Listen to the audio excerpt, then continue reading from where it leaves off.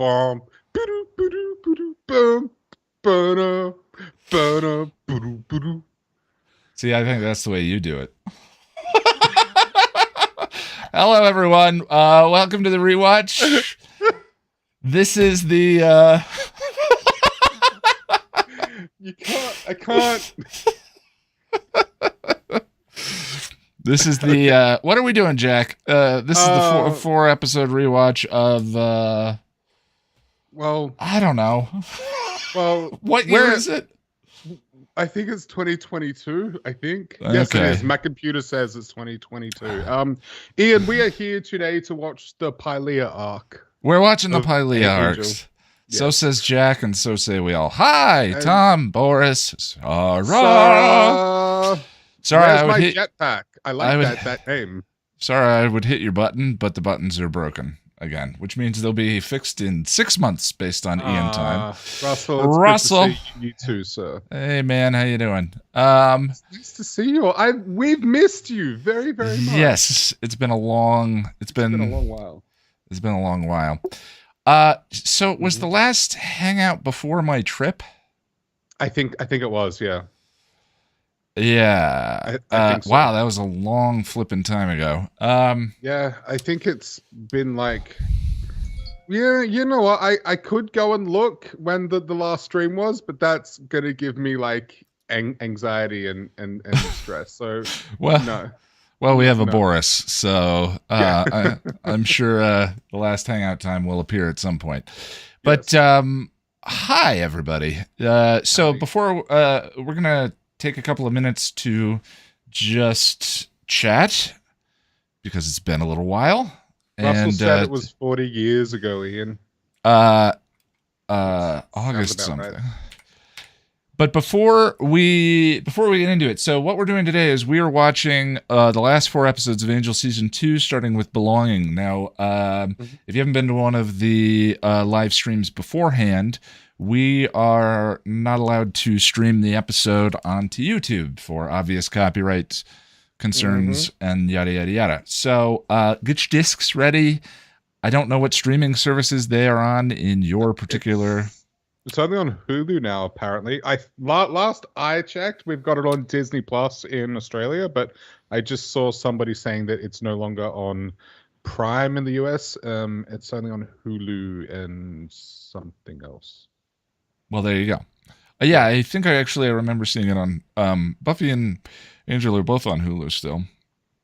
One of the few reasons to pay for Hulu. Sure, I'm not, but sure.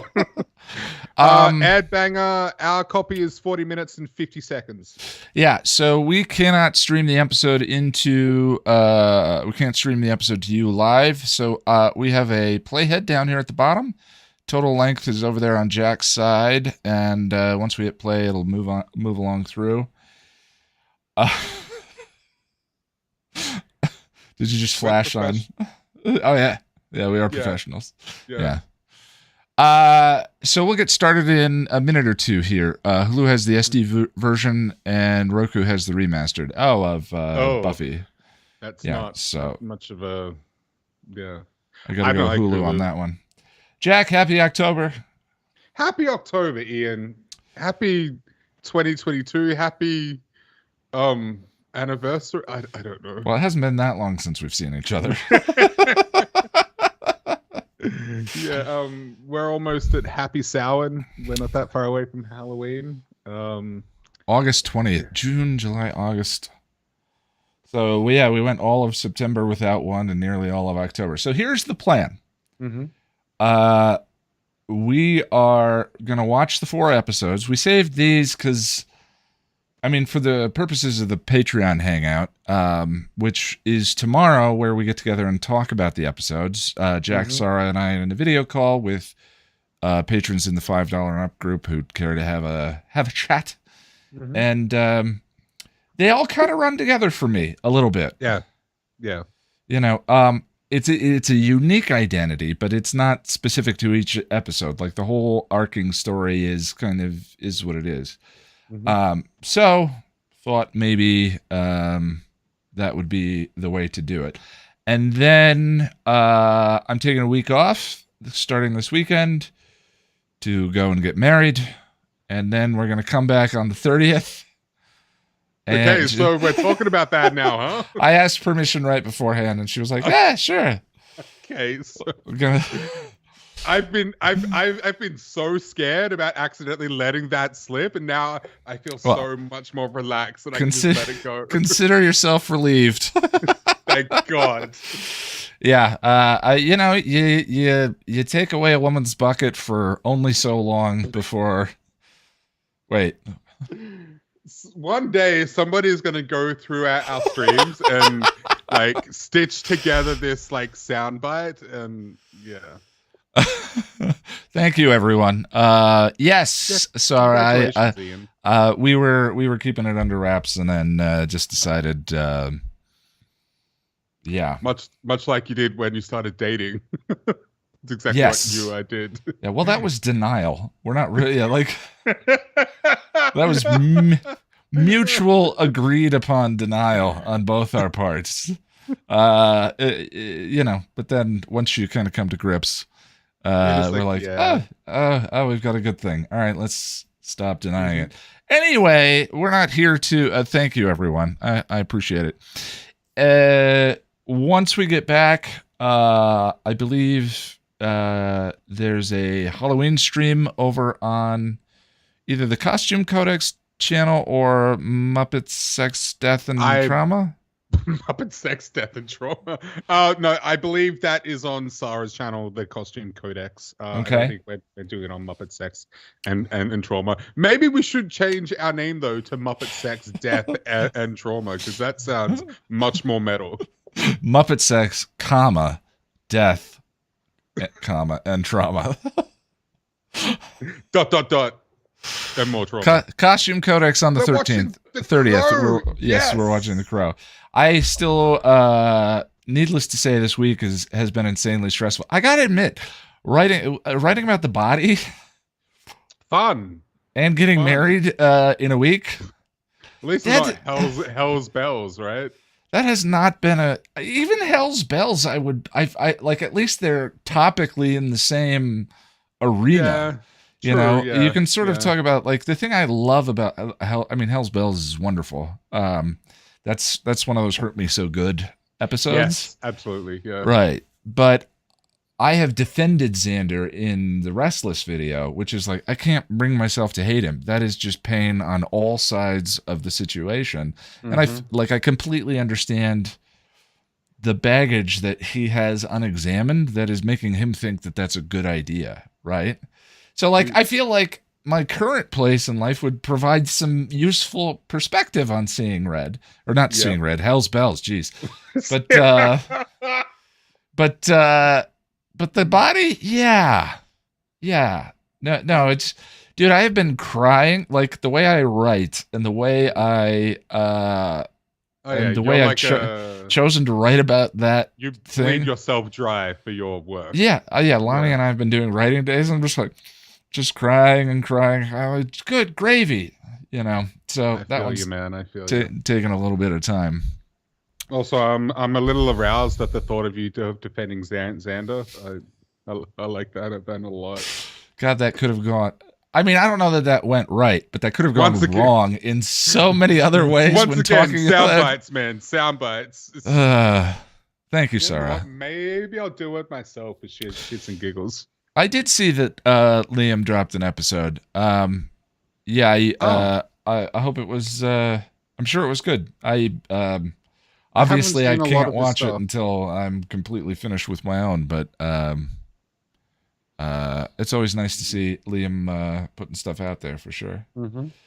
Well, we have 4 hours almost of watching, so shall we get started?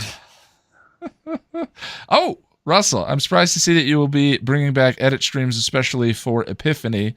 Certainly looking forward to that one. And by the time you get to Hell's Bells, you'd be married for 2 years. Good luck. The shade, I love it.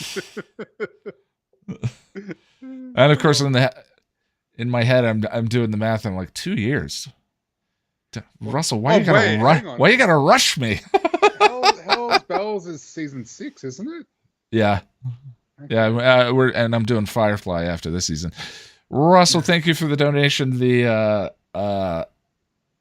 The buttons don't currently work because my computer broke during the editing process. So Sarah, you saying that while looking down was very. I agree. Yes, Boris. When I'm done with the gift, gonna finish off Firefly and then move on to Buffy. Oh, season the guide. 6. Okay. Yeah. Cool. Yeah. Yeah, I always didn't know intended to that. bring it back. I was just hot swapping between Buffy, Angel, and Firefly, and it was too much. You could tell for a while that I had no idea what was going on with the streams and everything. I was like, yeah, let's watch the gift. You're like, no, we're not. I'm like, oh, okay. Oh, and yeah, speaking of streams, after tomorrow's hangout, we're doing Firefly. In 2 weeks, the Patron hangout and rewatches turns into the Firefly rewatches and hangout until we get through the movie, and then we're going to come back around and do Buffy season 6 and Angel season 3. So yeah. Wait, we haven't done the gift yet, though, have we? Yeah, we have. Really? Yeah. Was I there? I think so. Oh, okay. I don't know where I am and what's going on, Ian. Yeah. Me neither, buddy. All right, everyone, get your. Wasn't there. All right. Whatever. I'm never here.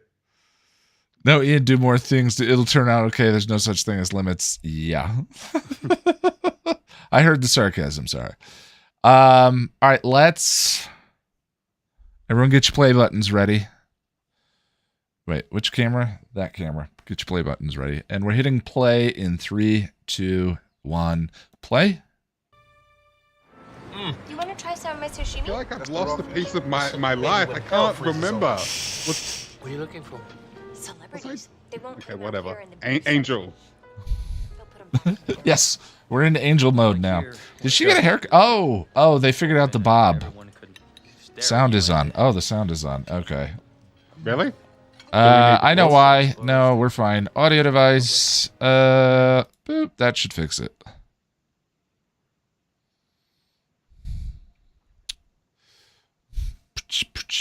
Wait, the first episode is Belonging, right? I'm watching the right thing. The first episode. I probably should have clarified that. God, we are so professional. Yes. Yeah. We're watching Belonging. We're real YouTubers, damn it. Is that a... Yeah, they really figured out the shortcut. Her hair is gorgeous. Yeah, it is crazy awesome. Hmm.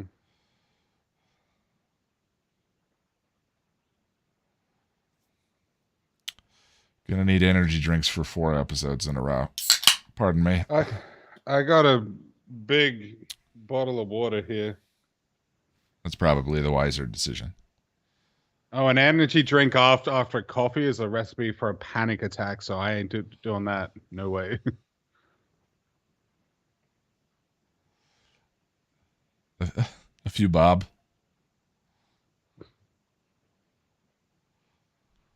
I haven't watched this in quite a while. I haven't either. Hmm. I don't think I've done... I don't remember... I've taken a stab at a Buffy rewatch in the last couple of years, but I know I didn't finish it. Yeah, same. Well, I attempted an Angel rewatch, and I got pretty far, but I didn't finish. It was before this, though.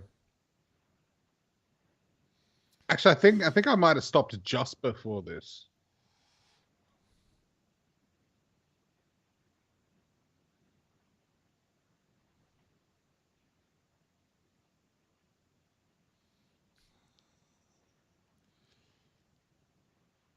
It's going to be tough not to watch. Yeah. So. Yeah. Okay.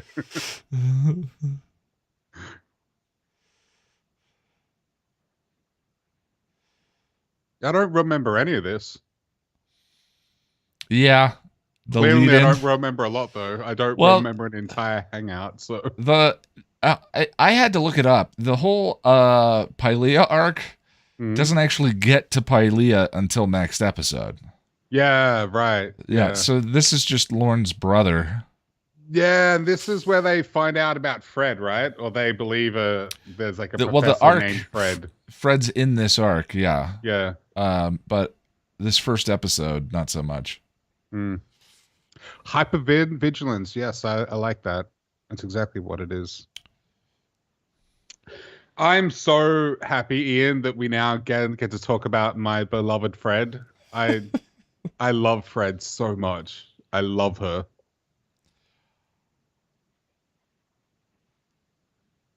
Well, I that love was Amy Acker. dramatic. Yeah. Here's the thing. I know most people, their criticism of Fred is that she doesn't have her own arc, and I completely agree with that. But I like who she is as a person. Well, her arcs are either sabotaged or too much about men. Yeah, exactly. But yeah, That's the problem. yeah, Amy Acker and Fred's character are terrific. Yeah. I love Fred because she's sweet. She's incredibly smart, and she's just a kind ball of sunshine, and I love that. But yeah, interesting all the ways she's got screwed. Interesting all the ways she's a foil to Cordy. I mean, oh really? Well, I mean, in terms of like assertiveness, Cordy, like the Cordy's not dumb, but the perspective that they play up with Cordy is the ditzy selfishness. I feel like that sort of fades away a little bit towards the end. Oh, that's Cordy's arc, is that fades away and she becomes the sort of the selfless warrior by the end, especially in season 3 when she takes on the half demon. Yeah, and as crushing as Hole in the world is, I love Illyria as well. I think Illyria is really freaking cool. Yeah. And it's just an interesting idea, too, to have a character that everyone, including the audience, is grieving for. Like I mean, it sounds horrific to say the corpse of the character that everyone in the audience is grieving for, walking around on screen as someone else forever. Exactly. Is crazy. Yeah, guys, if you want to see me cry, make sure you're here for Hole in the World, because I don't think I've watched that episode. Oh, it's brutal. Yeah. I'm not scared. God damn it. This is why we're here. This is why we're here. This is why we're here. Stop it. Okay, first writer. It's always after the director, right? This is one of the rare shows where it's after the director, or did I already miss it? I don't know. I honestly have no idea.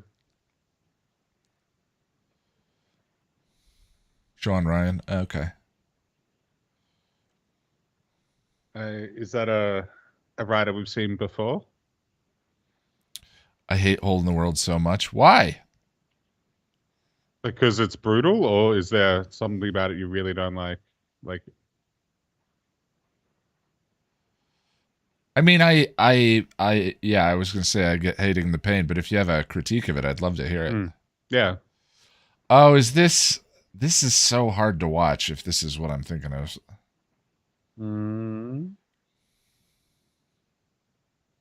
Oh, it's Virginia, yeah.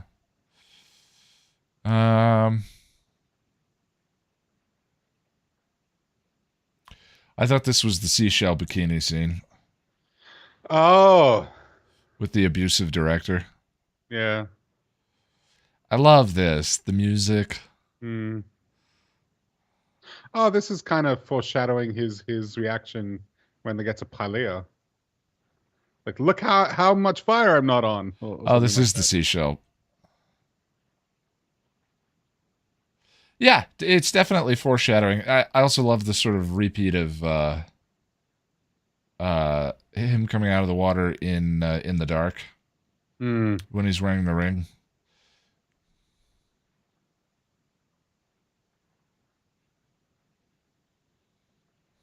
Oh, dude, come on. This is brutal.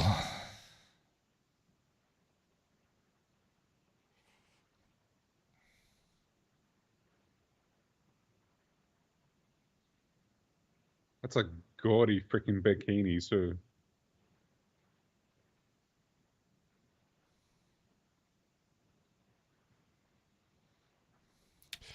You know what's interesting though? It's interesting to see, like, you see male gazy in stuff a lot, right? Right. But is it rare? Like, I feel like this is one of the early times, the only times I can think of in Buffy and Angel where like complete and utter objectification is just laid out on the I think as the text. Well, for this scene, I think it's kind of needed because of what is happening in the scene. Well, yeah, but they chose to write this in and represent this within the script. They didn't have to have this scene in here. Yeah.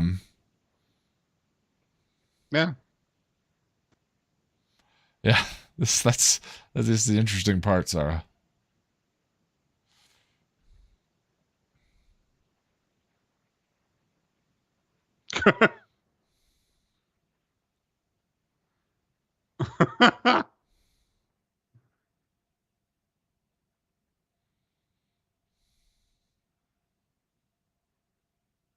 Oh, Cordy, no.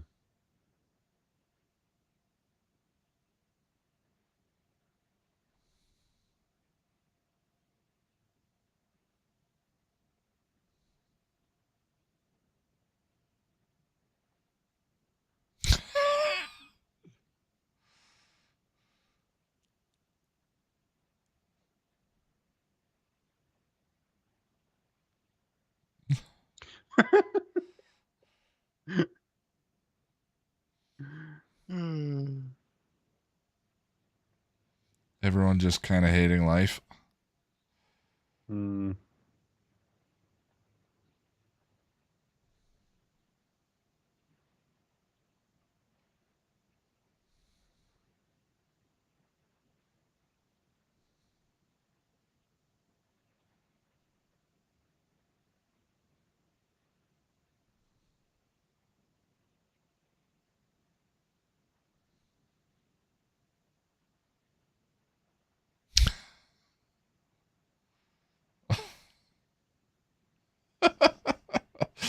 There's only to feed and mate often simultaneously. What are we going to kink shame here, Wes? Come on now.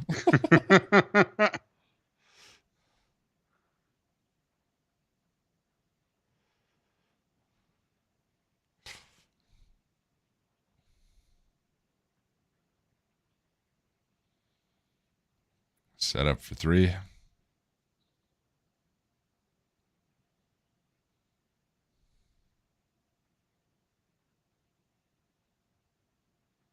That's that guy.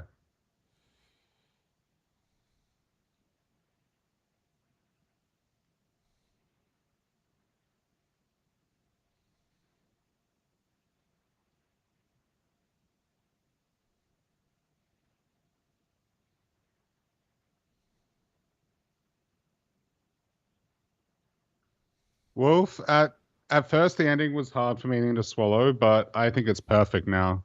I love it. Yeah. It would have been interesting to see thematically where they go with 6, because there's complaints about, like, okay, well, Angel caused a lot of damage to civilians and people living in LA and all of that by bringing on that apocalypse. Yeah. What is the difference between what he does at the end of 5 versus closing the lawyers in the room with Darla and Drew, for instance? Because there were innocent bystanders in that room. It's to me, it's a similar act on a much greater scale. But what are we? The final episode of season 5. Oh yeah. The finale. It's a similar act to locking the lawyers in the room, morally, because there were innocent bystanders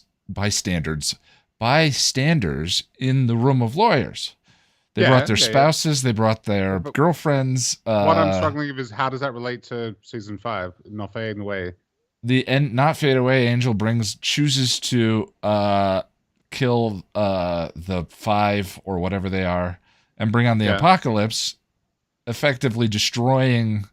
Oh yeah, he does Los Angeles. Yeah. And Los Angeles is loaded with innocent bystanders. Yeah. I would have hated it if season 6 went the way of the comic. because that was a god awful idea, I think. Yeah. Well, But that's what I'm saying. I'm curious how Circle of the Yeah. Blackthorn. Thank you, Boris. it would have hadn't to have ended with them defeating that army, even though it seemed like impossible. But yeah, I love the idea that the fight goes on.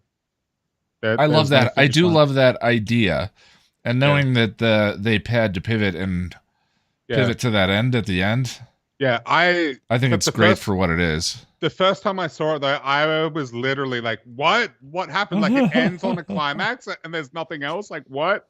But then, I don't know. A while later, once I thought about it, I was like, "No, that's perfect." The battle goes on. Yeah, I love Lorne. I know I say it every time, but I love Lorne.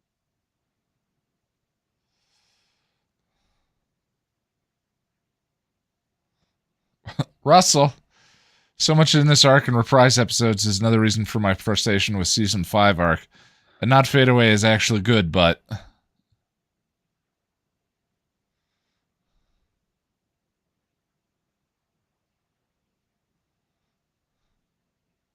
I love the line, I hate that it's a big stupid battle. I thought you said bye stupid battle for a second. Sorry, got confused.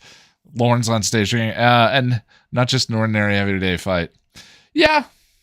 Well, I mean, But it with needed them, bigger stakes, though. I think. they created a stakes issue for themselves. Yeah. But I agree.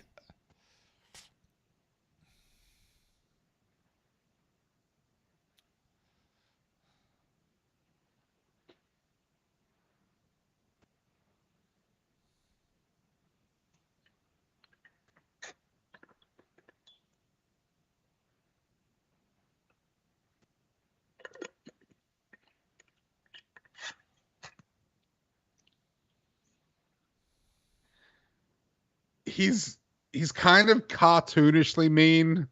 I don't know. I was just, yeah.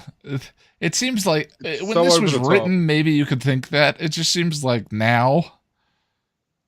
I can't. I was just wondering at that, like, oh, is he like handsome Brett Ratner? I don't know who that is. I know the name, but I don't know what you're referring Kind to. of just notorious directors. Okay. I don't know. I feel like it's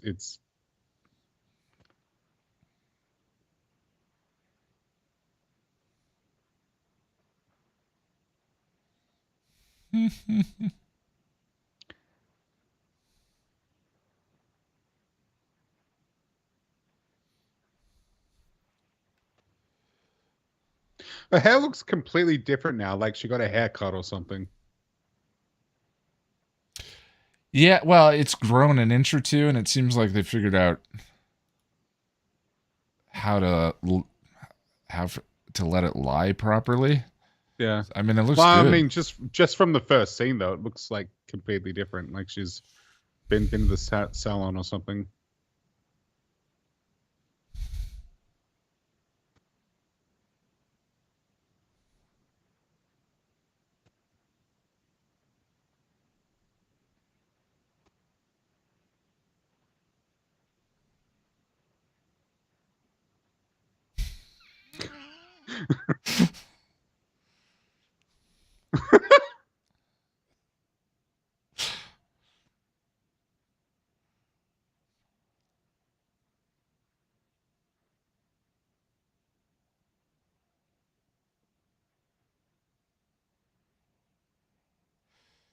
Do we know his name yet, or is he still the host?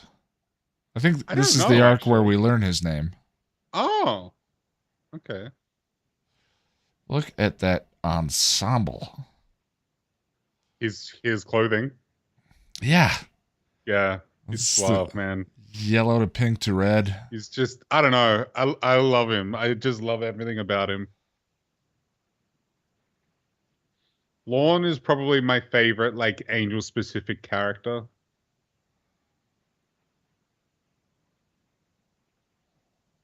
One of my most prized possessions is a picture of Lorne signed by Andy Hallett. Wow. Huh? I said, wow. Oh, you didn't know I had that? You know I have the world's worst memory. You may have told me that. I In bought this it off a particular private collector in the UK. in this particular moment, did I know that you had that? No. Okay. Had you told me that before? Maybe. Maybe. Yeah. Yeah, it's very, very precious to me.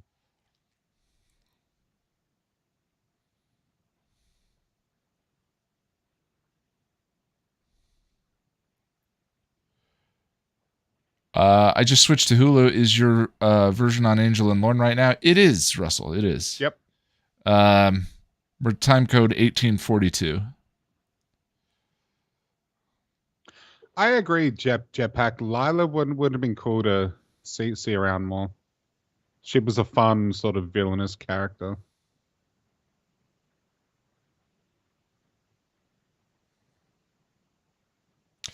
So, Lorne's your favorite character in Angel? Yeah, like specifically Angel. Yeah. I get that. Like Spike is my favorite character overall, but Spike is in both shows. Yeah. Oh yeah. Well, what do you count Wes?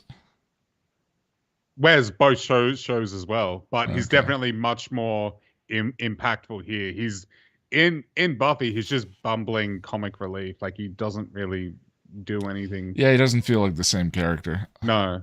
But Wes is very much up there, though. I love Wes. There she is. Yeah. Oh, I love her so much. No, Wes is a fall. Yeah, Russell, that's one of the things I like about him. He's a tragedy. He's not a redemption. tragic hero. Yeah. Who's your favorite Angel specific character? Wes. Wes? Okay. Thing of it is it's so close as to be almost irrelevant. Yeah, and that's the Like, thing. Like, I think it is fair to call Wes an Angel specific character because, as we said, he doesn't do much on Buffy. So, yeah. Yeah, I mean, but in terms of favorite characters on Angel, it depends on what episode I'm watching at the time. Exactly. I would tell you Cordy if it was one of the Cordy-centric episodes. Yeah. But then Lorne pops in for 30 seconds, and I'm like, I love Lorne. It's so hard to pick. I don't know. It overreaches through the series for me though. Like Lorne, I love his last line. Good night, folks. Like and I love what does he say in Hole in the World? Something about Fred saying that she wishes she was his shade of green or something like that. Oh, he's wonderful in Hole in the World, yeah. Yeah, he's just so fun and joyful and nice. Yeah. I don't know. I like me a flamboyant character. I'm sure you're really surprised to hear that. No.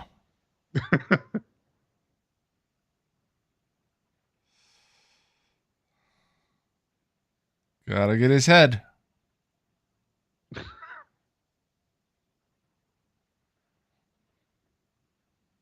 Cut off his head anyway. You got to be safe.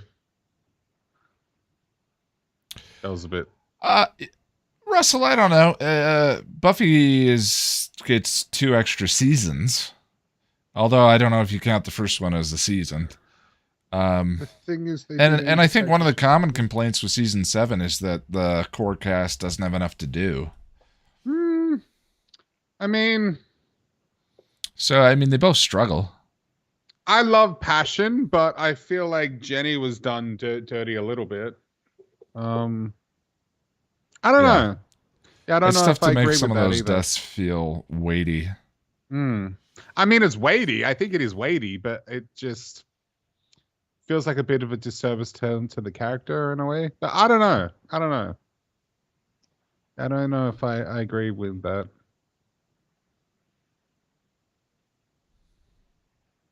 Chosen is good, but if I had to pick, Not Fade Away is my favorite by far. And I feel like Chosen, not a great deal happens until the end. I feel like I spend most of that episode waiting for the climax. I don't know.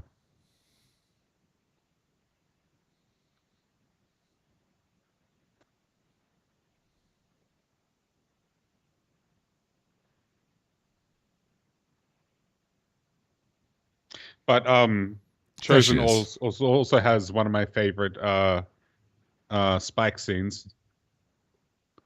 No, you don't. But thanks for saying it. Thanks for saying it. Oh man, I have mixed feelings about that. the Spike scene. Mm-hmm. I don't know. There's a bit of foreshadowing in that episode I love. Yeah. He's Buffy's standing up looking out the window, talking to the first, Hmm. and Spike shakes himself awake from a nightmare. He says, "I'm drowning in footwear." Hmm. Do you think about it? Don't look at chat. Chat's gonna spoil it for you. I don't. His nightmare, he says, "I'm drowning in footwear." Drowning in footwear. I don't know. It's a weird line, right? Yeah, it is. Uh. Drowning in footwear. Don't look at chat. What? And that relates to Chosen. No, it relates to Angel. Oh. It's foreshadowing the fact that he's about to end up on Angel.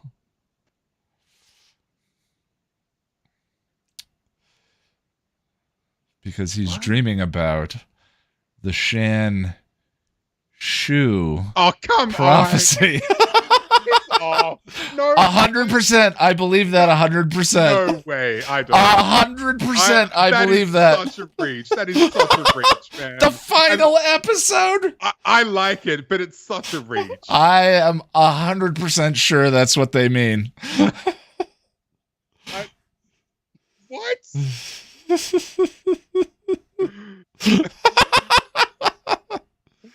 When is the first mention of Shanshu? That's pretty early, isn't it? Yeah, it's already been mentioned, and he's a huge part of that. Get out. He's a huge part of that. I agree, Gung Ho. Get out of here. I think Joss wrote that episode. It's a terrible pun. It's right up his alley. I'm drowning in footwear. Up yours too. Yeah, that's why I love it. I don't. That's why I couldn't. I had no idea what you were talking about because it's so ridiculous. And you yet thought now I was going to get that? You will never be able to break that connection. Exactly. You've ruined it. You're going to watch that. I'm drowning in footwear. It's just a Shan Shu prophecy. I don't. I'm kind of annoyed.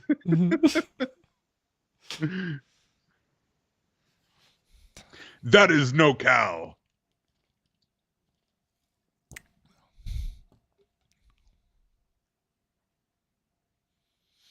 Wait, didn't Cordelia first describe wishing she lived in LA because she could be that close to so many shoes? Isn't it just as likely a reference to that? Exactly. Thank Fine. you. Of mine Fair enough. Thank you. I like mine better, but both are foreshadowing going to Angel. Did you just think that up now? Like, no. Did you? I have believed that for a long time. How have we never had that conversation? I thought everyone knew that. Shut up.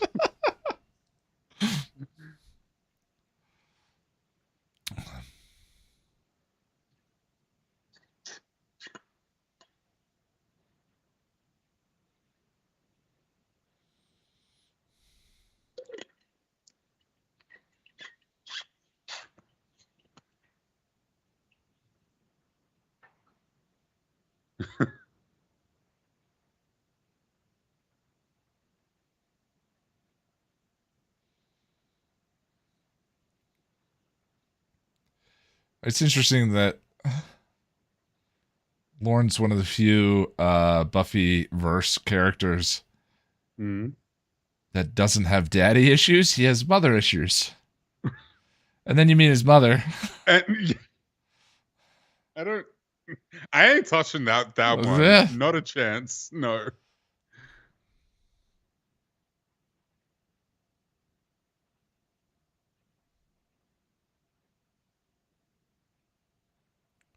Spike doesn't officially have mommy issues until Buffy season 7. That's true. It's not really foreshadowed or anything. I don't think it is.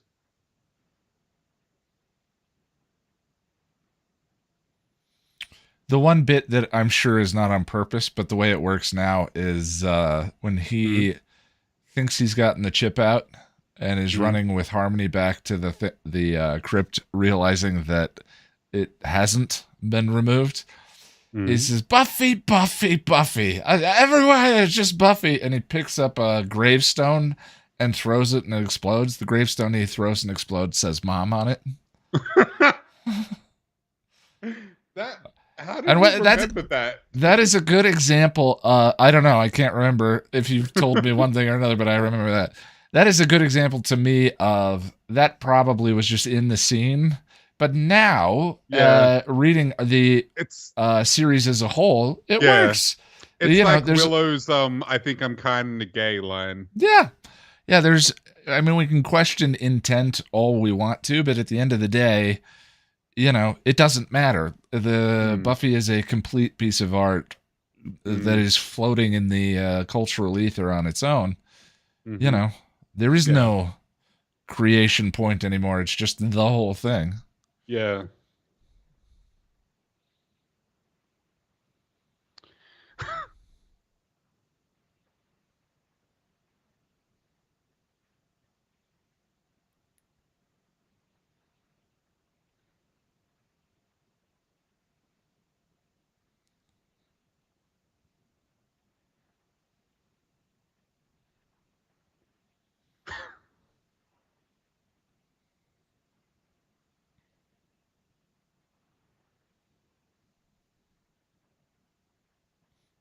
Oh, man.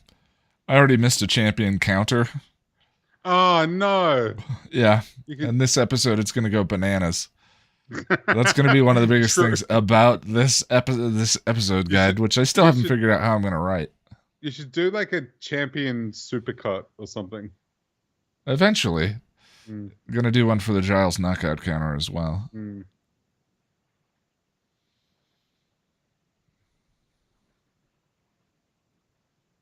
I need to do a rewatch just looking for those kinds of things. Yeah, just to writing it down and make sure you pick it up.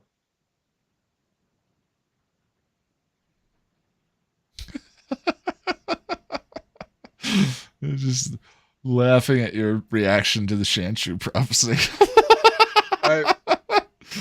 It's because I was expecting you to say something like really profound. And clever, and then you're like Shanshu prophecy. I'm like, what? Shanshu prophecy. That was like the last thing I expected you to say.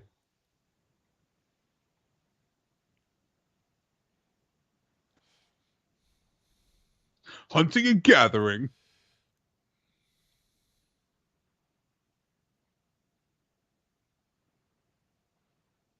The senoritas. See, I read Lorne as gay.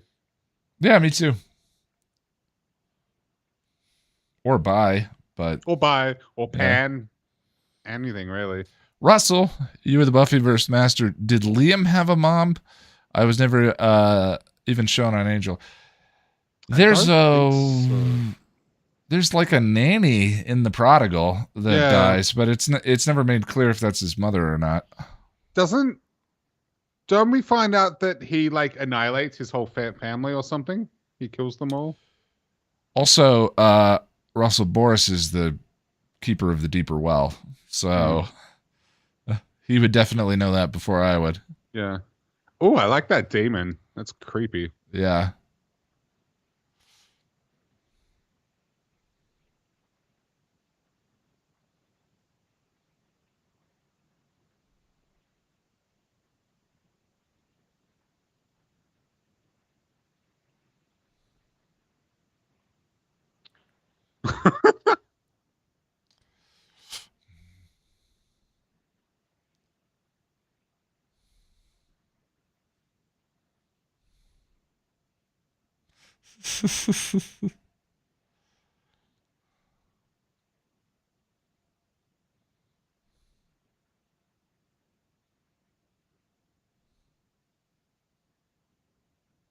Kind of a cool fight. I mean, I guess. Yeah. I mean, as fights go, it's okay. I feel like it reminds me a little bit of Teacher's Pet's fight that's all done in shadow puppets. Yeah. which is clearly a nod to the last minute budget constraints Yeah. and a giant rubber puppet. They And this demon with the long arms and all that, you can't really have a clear fight, no, so they 'cause it have looks this stupid. lighting. That's why it's Yeah. in shadow, because it'll look dumb. Yeah, But as far as cool shadows go, yeah. They mentioned the demon being strong and Gun not being there, but isn't Angel stronger than like all of them anyway? I don't know. I know Gun's kind of like the muscle, but it's interesting. and now its arms are short because it has to make that. Why are its arms shorter now? Yeah, and like bulkier. I mean less bulky. Has he been juicing?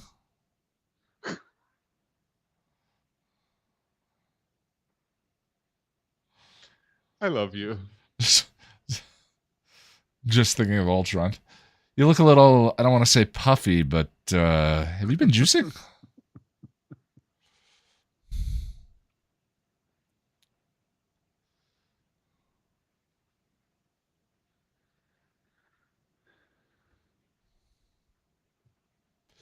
Not a lot of tension to this fight. No. I could be food. Pretty tasty here.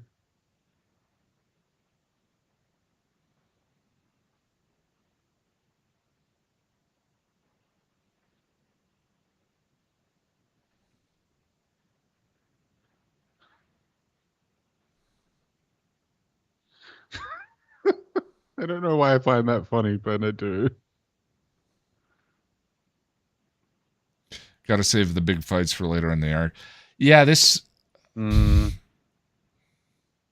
I mean, who knows how the budget broke down? The thing is, on Buffy, Joss even talks about in some of his commentaries how he got to, as the showrunner, got to pick where the budget went.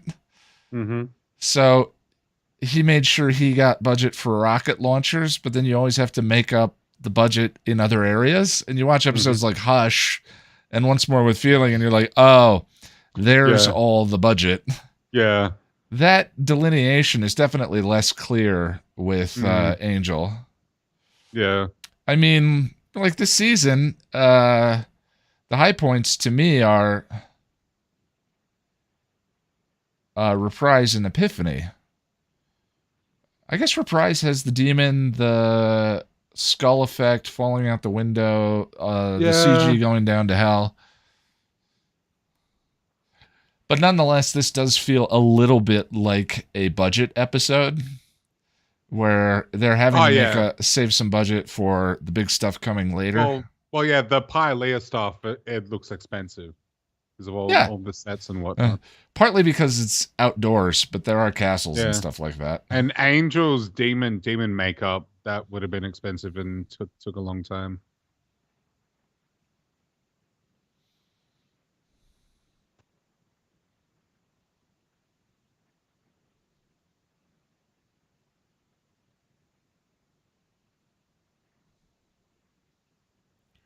TNG is very good. I love that Cordy figures this out.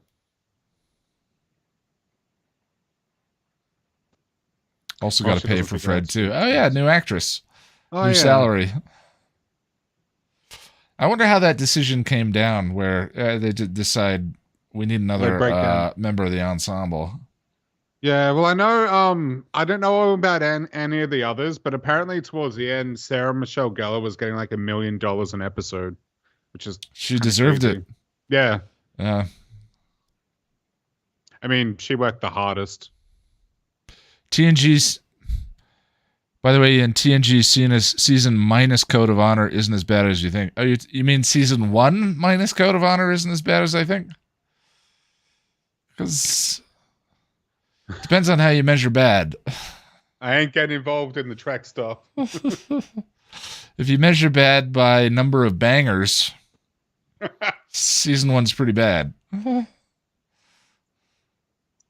Season 1 of Supernatural was a drag. Like, holy crap. What season are you on now? I think I'm at like episode 7 of season 4. Oh, So, wow. Yeah, we got to yeah, talk about that afterwards.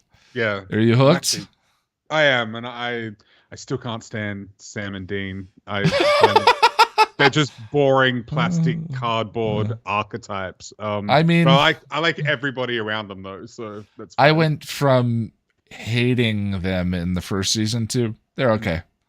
Yeah, well, I hate them a lot less than I did, I guess. Well, that's progress.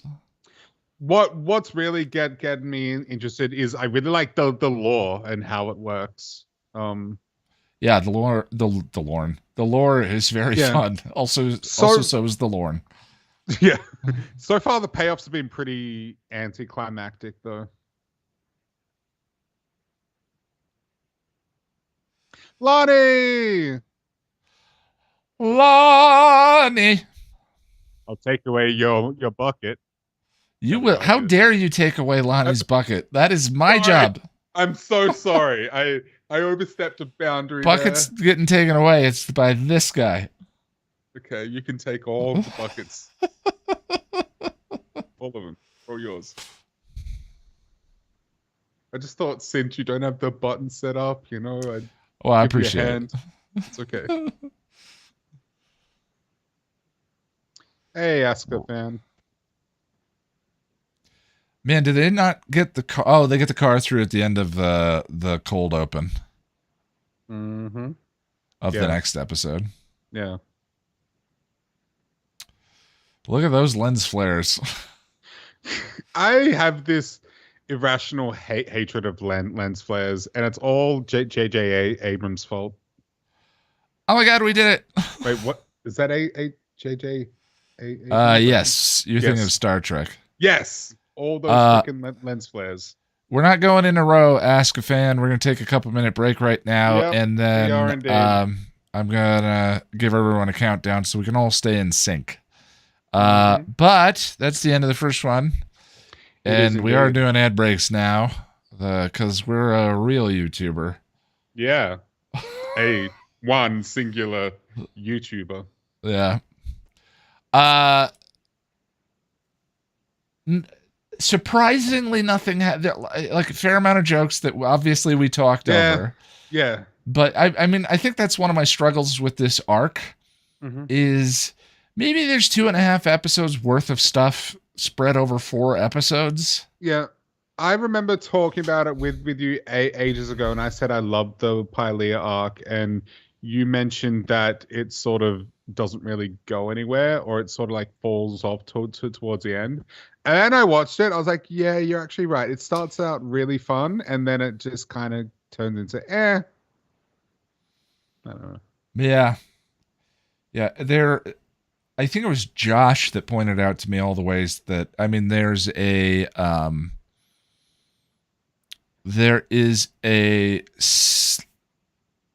whole bunch of overarching themes that I talked about in the video for Reprise, and those are actually still at play. Actually, it was, I think Josh and Sarah both talked about, like, they're actually still at play. In fact, the whole mirror thing that they've been heavily hammering throughout this particular season. I mean, this is through the looking glass. That's what this is Alice in Wonderland kind of thing. And Lorne is kind of mirror opposite of his own people and ends up leaving, you know, yada, yada, yada. So a lot of the stuff is still there. So I may still do individual reviews for these videos. I was thinking of doing Pylea as one big one. But it may still be worth I think individually there's tracking. pros and cons of that, yeah. I mean, personally, I'd probably do it individually, but I don't know. See when you get there, I guess. All right, I'm queuing up the next one. Oh, yeah, that's a good idea. All right, we are moving on to Over the Rainbow. Way up high. I love The Wizard of Ozzy, and you already know that, but I really do. The Wizard of Oz is like one of my favorite films of all time. To me, Pylea Arc felt like a team rebuilding exercise for Team Angel. Really enjoyed seeing his inner demon represented visually as a separate identity. Yeah, there's neat stuff. I'm not saying it's bad. I'm just saying I didn't feel like I had a lot to say about it, but that may change. This is absolutely a nitpick that doesn't matter, but shouldn't his in the demon look like a Turakan or whatever they're called? Oh, interesting. Yeah, but it doesn't matter. It's whatever. Okay. Someone asked for the total runtime of our copy. It's 42 minutes, 19 seconds. Mm-hmm. Everyone ready? I am. Y'all got your copies queued up? And we are going to hit play in 3, 2, 1, play. Russell, I haven't seen the Blu-ray version. Yeah. Actually, I think, Ian, when we watched it a while ago, the Wizard of Oz, it was a really HD version because we were seeing lots of details that I hadn't seen before. So maybe I have.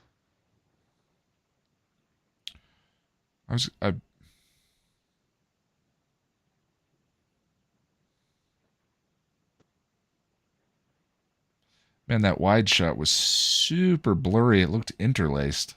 Oh, really? And then it cut to close up. She clicks her heels together. I love this. I love this. Now, if she were a man, we'd be criticizing the double denim. Right? I mean, I feel like we recently just talked about someone in double denim. Did we? And double denim? Oh yeah, we did. See, I kind of like it though. On her anyway. I think in this instance, it looks I was about to say, of course, Charisma Carpenter in double denim. It's like, well, okay, yeah. But generally, it's a no-no. Cordelia makes everything work. Yeah. I say as someone who barely knows how to dress himself in any nice way. Well, good, because I kind of want to start wearing double denim. Go for it, buddy. And wear some cowboy boots while you're at it, and like a hat and stuff. Jensen Ackles could pull off double denim. He absolutely could. I agree. Probably with that. could. Yeah.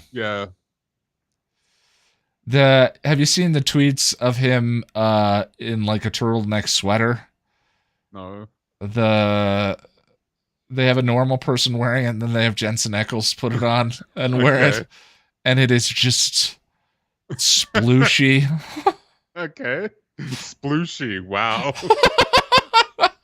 That's an adjective and a half. Oh, not double denim. It's the jumpsuit. Is that why it works? Is it? I mean, other than Charisma Carpenter. Is it really a jumpsuit? Interesting. I want to wear more jumpsuits. You should. I have a Superman onesie. I have long underwear. Does that count? What? You know, like the kind that has the button flap in the back? Like the thermal sort of... Yeah, it buttons all the way up, and then it has a button flap in the back so that the flap comes down. It has a butt flap? It has a butt flap. I am so impressed. You should wear it for me one day. That sounds really weird. I think I wore it on a Bad Decision stream. You probably did. That is way too adult because of how clingy that ensemble is. Hey, you had bat nipples, right? Yeah. In the was it Maleficent? Now I know what you're wearing to the wedding. Hey, I wasn't going to say it, but. Do you, Lonnie, take this really man? Well, I was gonna, but now the double denim, I don't know.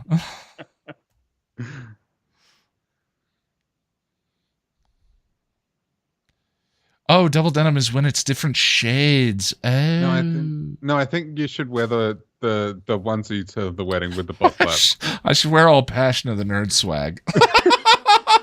At least you finally buy some freaking merch. Yeah, buy your own merch, Ian. The yoga pants with you on the front and me on the back.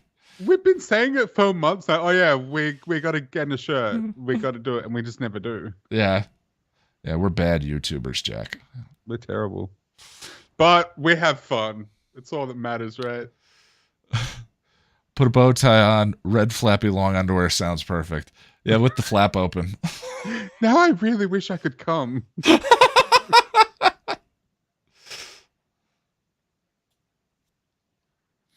Directed by Fred Keller. Who's the writer? No idea. I missed it. Did Tim write any of these? That's what I'm wondering. He was such a. When I summed up the major bits of the Reprise arc, I was stunned how many of them were Tim Minear episodes. Oh, it is a Sarah's right. It is a One Piece.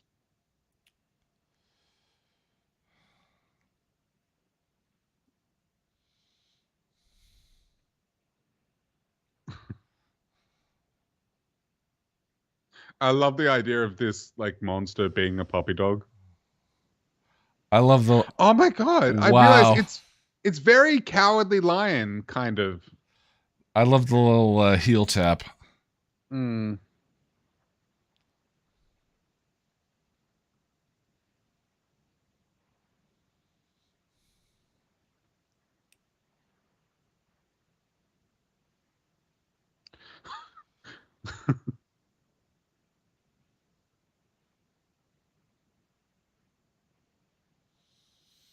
That would look like a reverse shot of the rope going around her.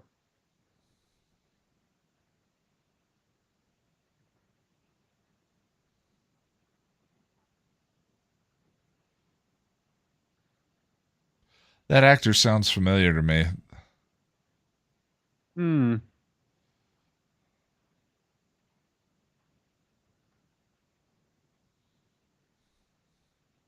It does look like the Hell Beast from the prom. It does, Good call, Gung Ho. yeah. I was just kind of thinking how familiar he looked.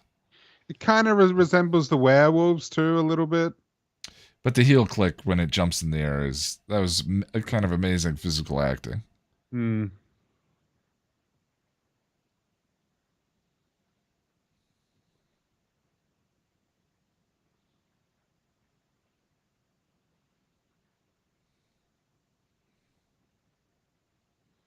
Is that suit linen or silk? Lawns? Yeah. I think it's silk. It's not shiny enough for silk, right?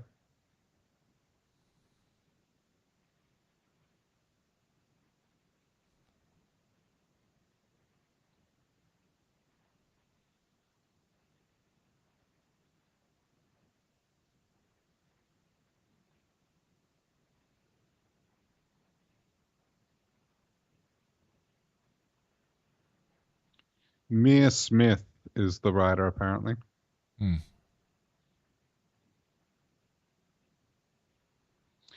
Thank you, Sarah.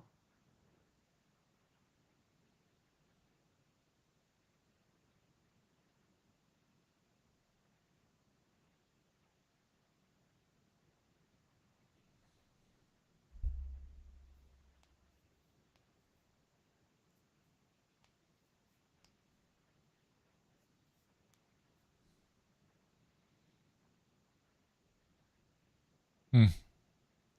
It's a very music-driven season, too. Yeah.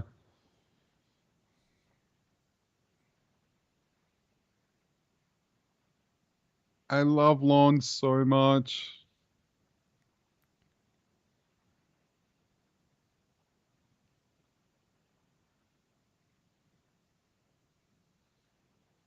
Well, so do the writers.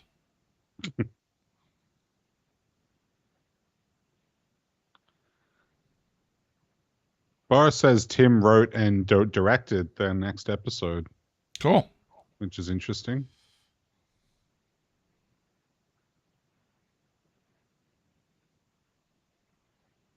Huh? Russell, I like that because of how repulsed by it Lorne is. Alberto, sorry to jump in, but I just finished watching the series finale to Angel for the first time.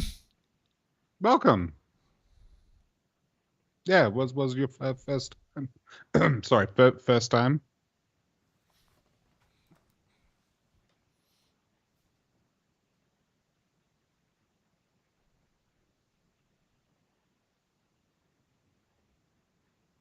Yeah.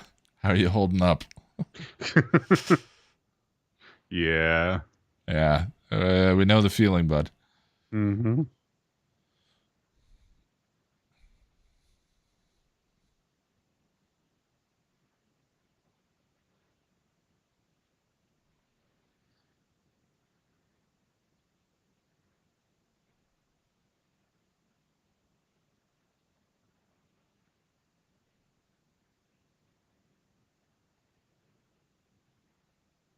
Hmm.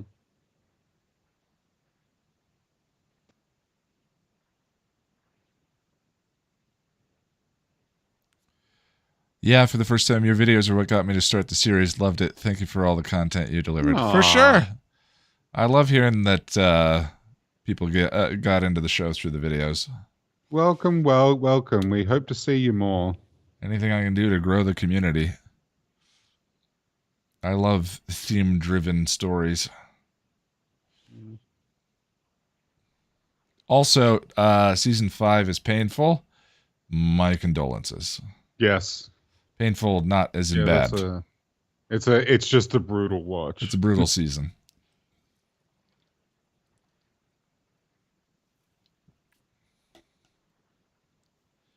He goes to Pylea, right? Gun. I thought he did.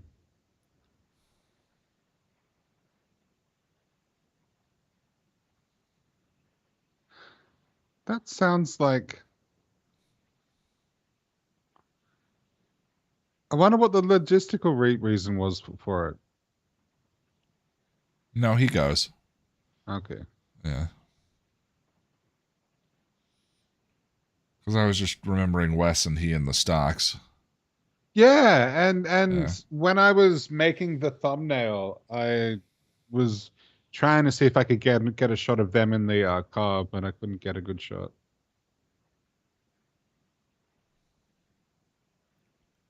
How does everyone feel about Gavin, a poor man's Lindsay? I like that actor. Gavin? Yeah. He, the Asian actor that comes in after Lindsay leaves for a little while, he and Lila. Oh, He's the one who puts the exterminators on yeah. the hotel. Is he played by Daniel Day Kim? I could be wrong, but yeah, I know the guy. I don't remember the actor's name, but yeah, Daniel Day Kim. He's wonderful. I remember him as the actor from Lost. Yeah. South Korean.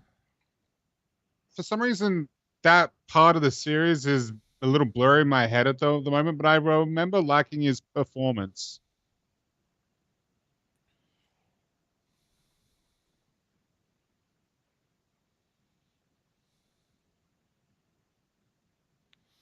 But yeah, I think I wish we got more Lindsay, because Lindsay's just great.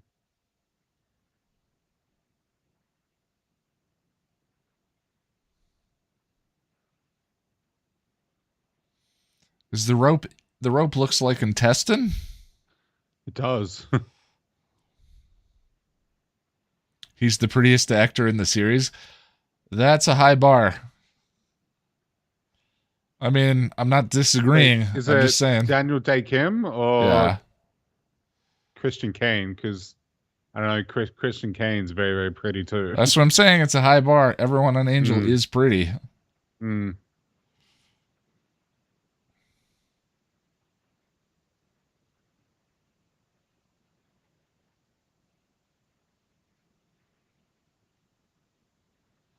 See, I just love the world that they built here. Like, it looks real to me. Yeah. I'm getting weird Firefly vibes just from, it's the same kind of. You know what? I'm actually getting like Xena, Hercules, the Legendary Journeys vibes. Interesting. A little bit. Never watched it. I loved it as a kid. It's terrible now. It's so bad. It's so bad. Might not want to say that on stream. Oh, I mean, Xena's fine. Xena's fine. Don't come for me. Xena's fine, I guess. But Hercules, whew.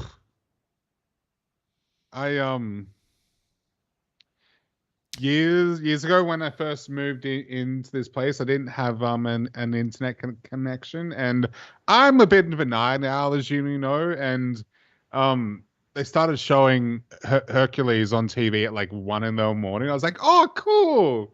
I'll check it out. You know, it's been such a long time, and it's terrible. It's so bad.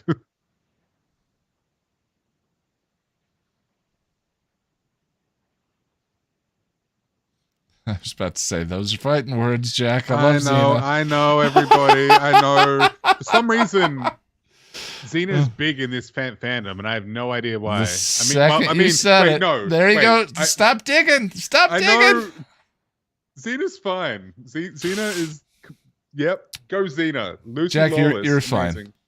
Yep, I'm all good. Everything's okay. It's not much of a disguise there, Lorne. Like you're very green. Well, and the idea of a disguise in that suit. Yeah, exactly. He's not very conspicuous. Or inconspicuous?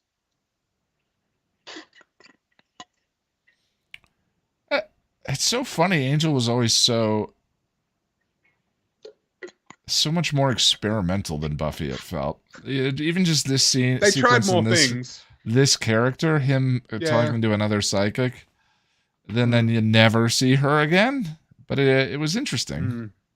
They also just, I feel like Angel traveled more. You know, like they did, like there was like more sets. They did more things.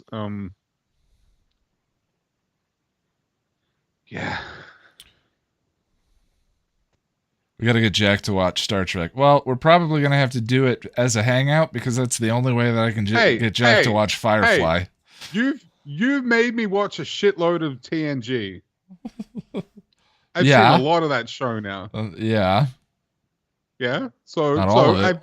I've seen some of it, a lot of it. It's a lot of TV. In fairness, it's is a lot of TV. It is, and you know me and sci-fi, man. I don't know. Yeah.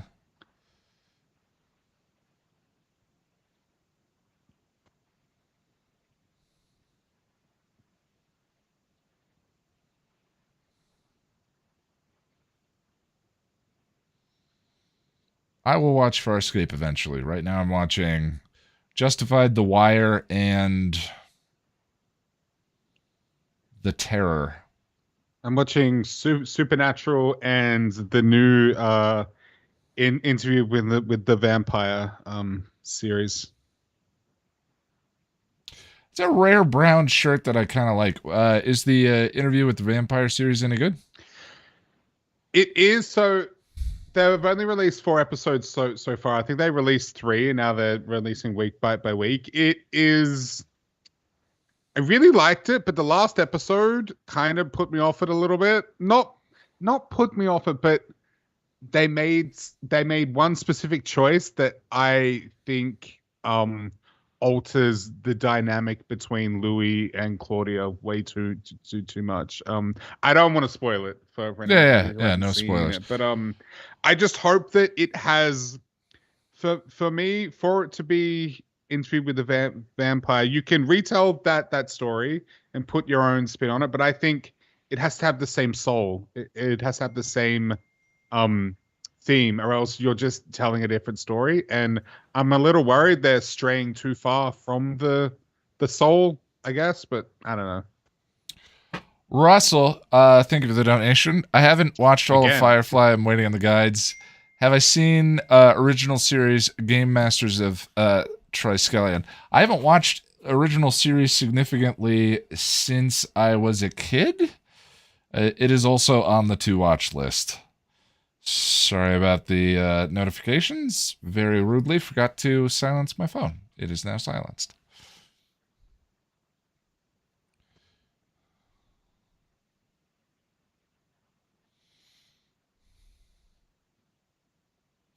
The poop she's shoveling looked like tribbles. Like what? Looked more like tribbles than poop. I thought you said truffles. Well, oh, look. I never noticed the big horned monster. Oh, no, me neither. That's great. That looks like something from Where the Wild Things Are or something. That's really cool. I've seen this probably a dozen times now and never noticed. There she is. I love her so much.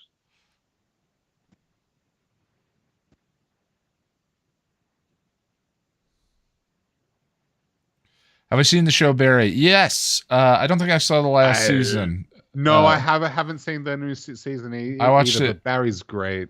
I watched it with Jack. Yeah, you got me into Barry because you said I would like it. Russell, stop donating just to at me.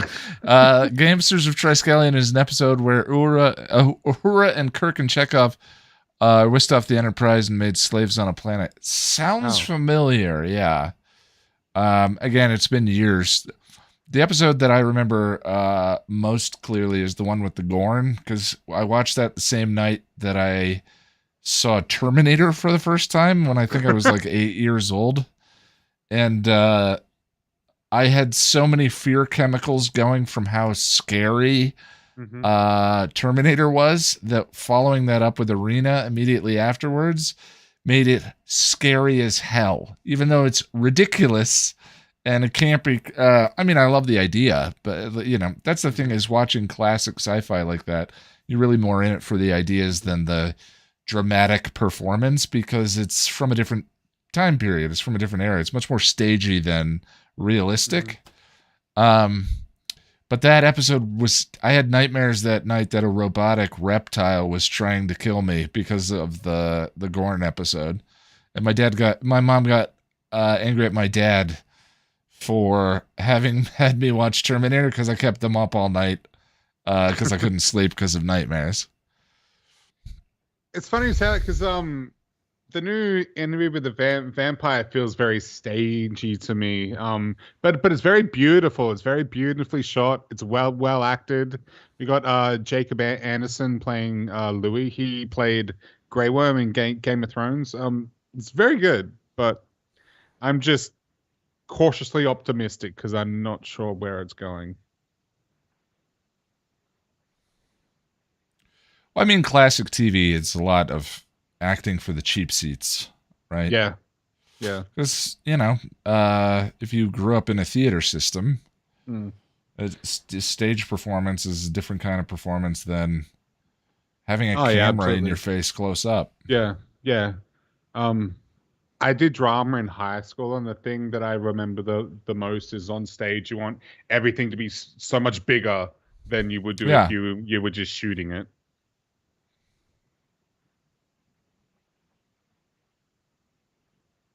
Oh, he's talking to Cordy.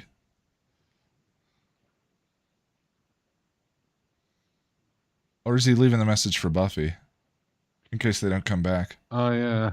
I don't know. Oh, yeah. Ian, I think you pitched Barry to me by saying it was Dexter meets Breaking Bad, and I think that's a very apt description. I think Barry's really well made. I have a problem with certain shows that make me feel like they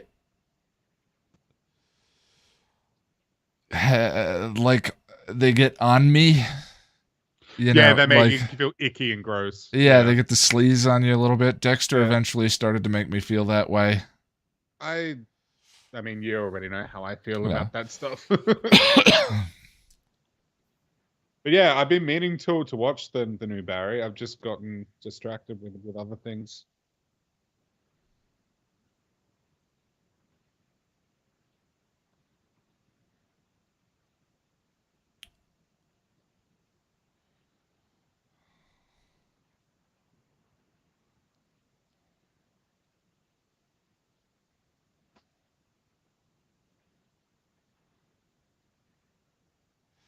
And everyone, why is T1 a horror film? I don't know, but it is. I truly believe that Terminator 1 is absolutely a horror movie with a sci-fi backdrop. Well, yeah, it's terrifying. It's essentially a slasher film. It is. It's a slasher film. And then the second's one of the most famous action movies of all time. Absolutely. And it's one of the best sequels of all time. And I think the thing that makes Terminator 2 so good is it leans really hard into the philosophy that the first one sets up, which I think is great. Second one's first one's relentlessly terrifying. And the villain is just a slasher. Scary. Yeah. But it's you know what it is? It's a justified slasher. Right? He's an unstoppable monster. Justified? Well, I mean, Jason is Who haven't cares seen about Justified. Jason's? No, I'm talking about Jason. He's justified as in grounded, as Oh, in okay, right. Yeah. it's Yeah. explained why he is the way he is. It's grounded Yeah. in the fiction Right. in a way that Mhm. not necessarily supernatural. Time Mhm. travel is science fiction, so Yeah. we're splitting Yeah. hairs in one way or another. But the thing Right. about Yeah. science fiction is science fiction done well feels probable or possible. Certainly. And Jason and Freddy, you understand why they are doing what they are doing, but it is kind of, you have to have a suspension of disbelief Right. there. It's just Yeah. supernatural, Yeah. you know. Yeah. As a horror fan, though, I tend to lean more towards supernatural stuff. I just think it's more fun. Um, yeah, but I will argue that until I'm blue in the face. Terminator 1 is absolutely a horror film and a slasher film. Okay. Absolutely, 100%. That and Alien feel like they Alien's a have horror film. similar Yeah. DNA. It's got I wouldn't call Alien a slasher, but it's very suspenseful. Yeah.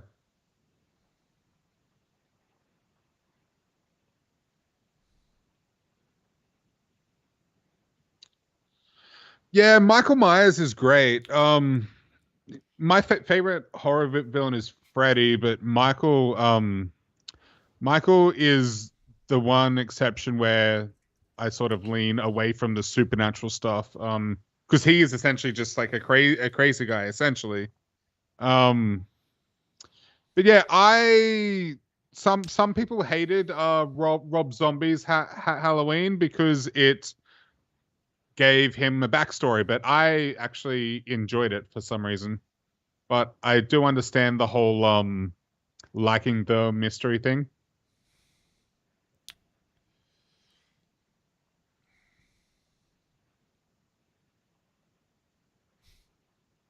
I like the cut. I like the smoking book. Yeah, I think all it's that's cool. well done. But why couldn't the Yeah. book go through the portal? Did it just fly out of his hands? I wasn't. Did they explain it? I thought they explained it. Why am I not on fire?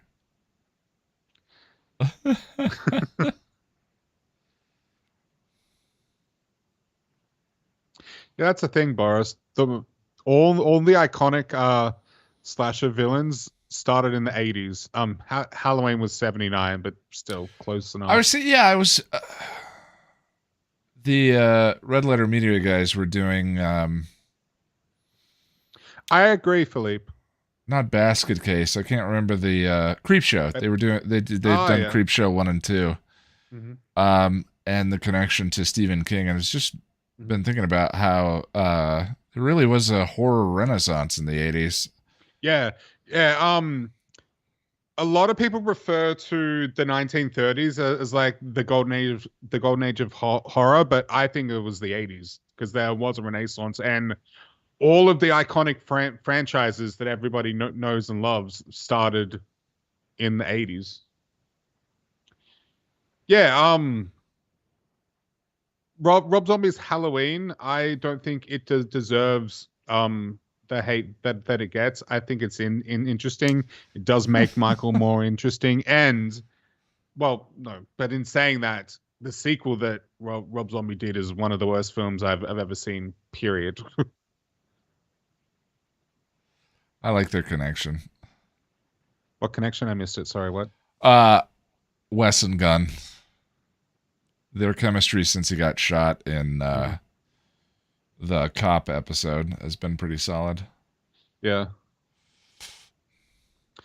Thank you, Lonnie. I miss Wes Craven so much. I attribute my love of horror directly to Wes Craven and Robert Englund. So I was very sad when we lost Wes.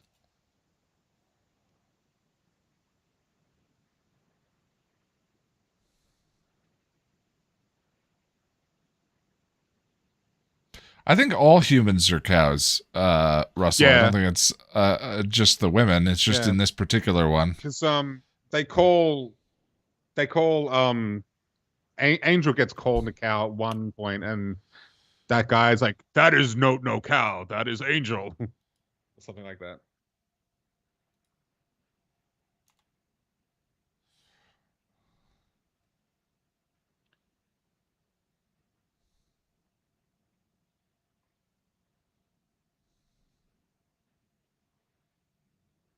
Yeah, see, I think this guy's kind of meh. Like, sure. I don't know. Something. This run, like, I think that, I don't know. I hate criticizing something so beloved as this. The Pylea arc is beloved, It is. you And know, it's not. and It's I not just terrible in any sense of no, the it's not word. at all. I just think Mm. that it tends to work best on its first run. Yeah. Because this bit feels suspenseful, rescuing her Yeah. feels suspenseful. And this is all fun. It's towards the end. I think it starts to get a little meh. Yeah, and for me, just the it just tends to not go anywhere for me. Yeah. I love the backstory of Lorne. The jokes are wonderful. You know, there's nothing that's bad about it. It just feels less than the sum of its parts.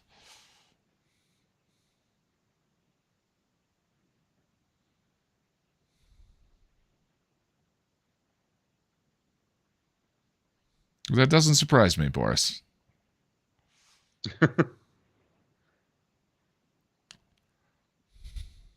Oh, he said book. That sounded like something much more different.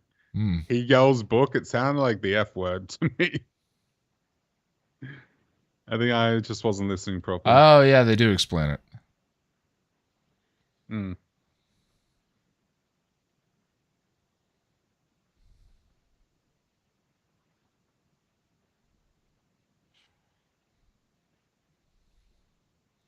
I love the Pylea episodes, but I'm not sure there needs to be 4 episodes. Yeah, that's the thing I was saying. Yeah. It feels like 2.5 episodes worth of material. Yeah, to and it's me. almost like they didn't know how to. And I mean, wrap it up and tie it in a bow. I think they wanted to go light, and the season's been super dark. So yeah. I also don't know how I feel about the Grusalog fake out, I guess. That we're led to believe is gonna be this big scary monster, and then it's pretty Mark Lutz. I don't know. It's just another joke, Mm. Again, but that doesn't really. But I do like Gru throughout the rest of the series. What would you cut? The last episode would 90% of the last episode to me could go. Yeah.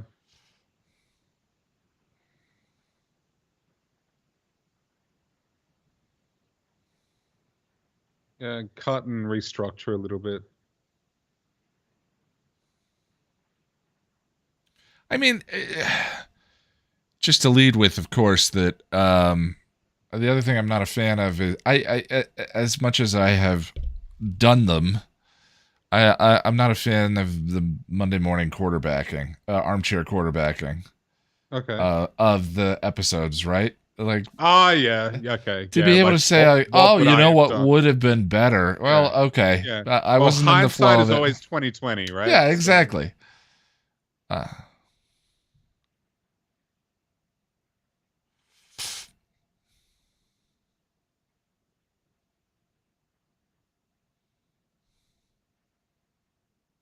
But I stand by Riley should have been Forrest and Xander should have been Riley.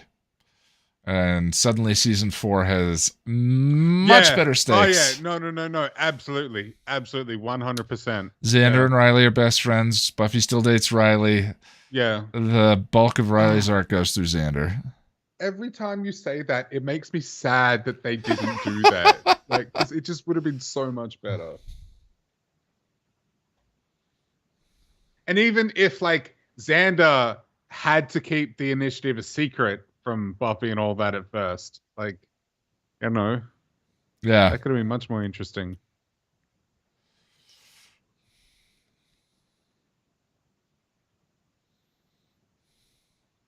Wow, that's a lot of cuts. Yeah, right. This is a blinding number of cuts. Yeah, it's almost difficult to watch. Whoa. That's a good joke. Great joke, yeah. Alexander is the job-seeking guy. He's the most likable he's ever been. Well, that's low bar, first of all. Second of all, he's still that guy at the beginning of season 5. Hey. I don't know. I feel like post high school, they just really struggled to fit him in, and that bothers me.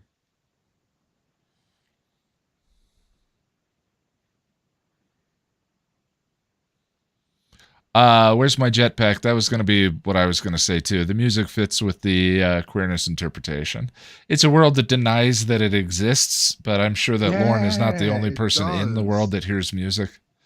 That's actually really clever, jetpack. I like that.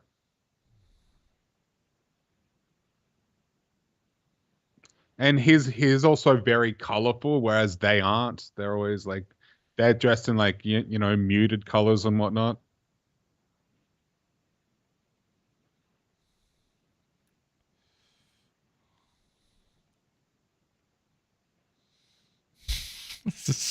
It's so campy.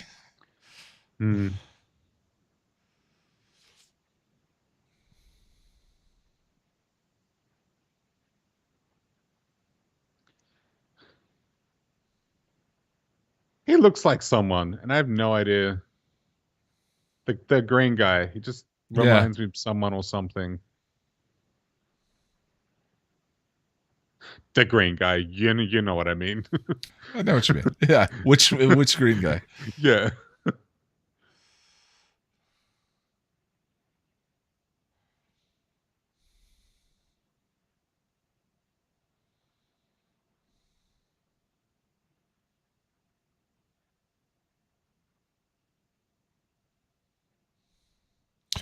Dun dun dun. I mean, very most dramatic. So many of these are prop house items. Yeah, I just find this guy so meh. And I feel like the show wants me to think he's really scary, but I thought he was intimidating the first time through, and then ever since.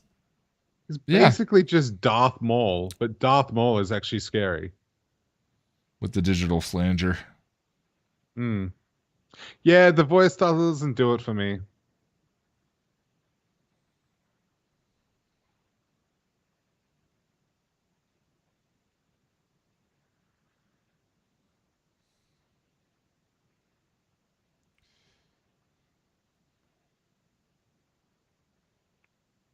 Yeah, Russell, I think Darth Maul is kind of scary.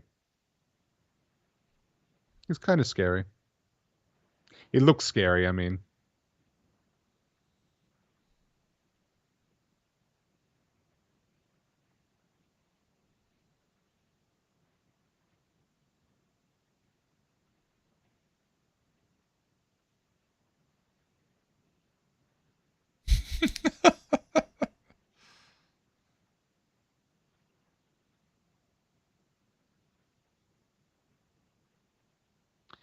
I like the little shovel. Something about it's comical. Yeah.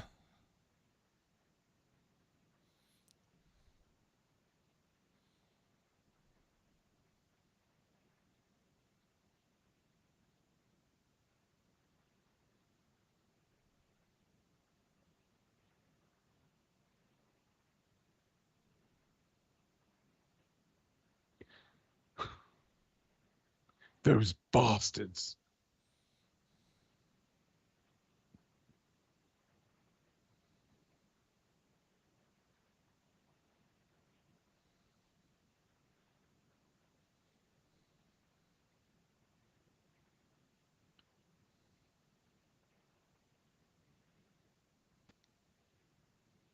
That helmet looks very impractical. This is all I was just kind of thinking about how prop house most of the outfits are. A little matte painting action. Yeah. That actually looks good for a matte painting. Oh yeah.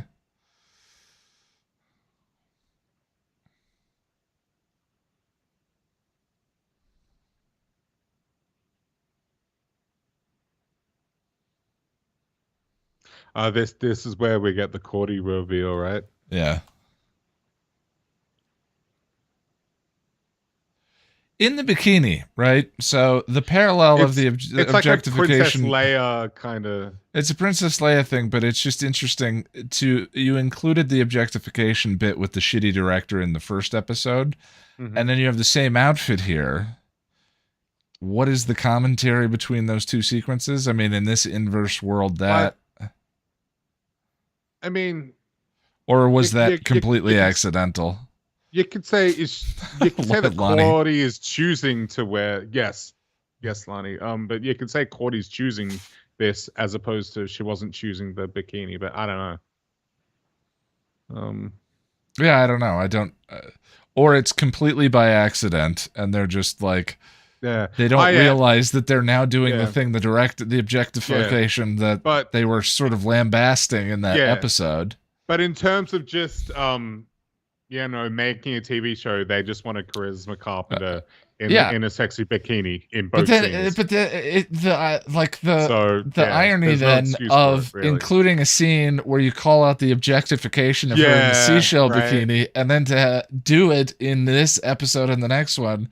Yeah, it's just bizarre. It is. Yeah. The only way I can make peace with it is that she's choosing to wear this, but I don't know. Yeah. I don't know. I don't know if that works.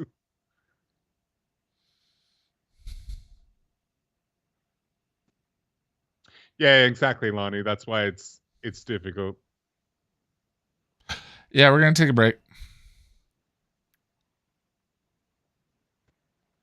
It's a little less revealing, I guess, but it's still not. I don't know. All right, we're gonna take a quick break. Stretch break, everyone. Do what you need to do. I will be right back. All right, bud. Mute yourself. Yeah, of course. And I will wait to take a break until you come back.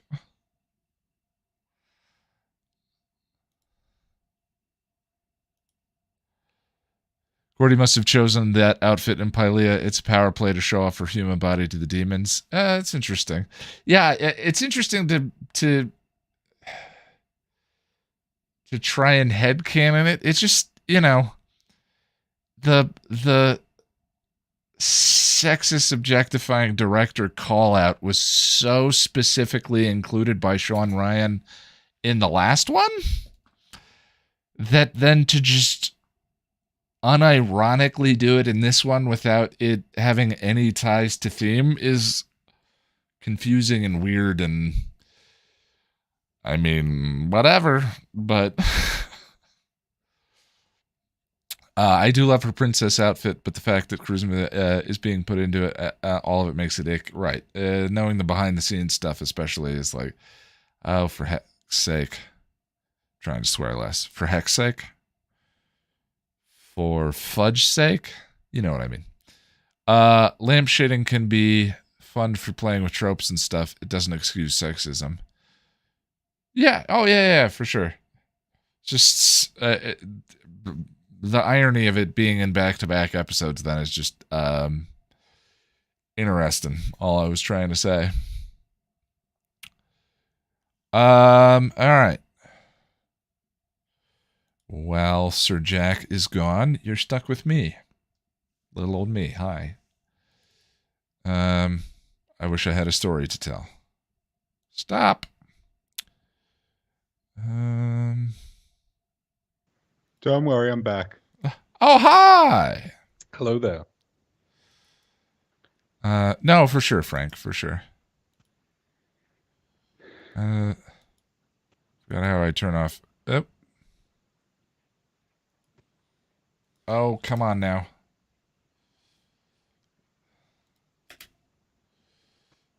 I screwed up the screen layout. 21. There we go.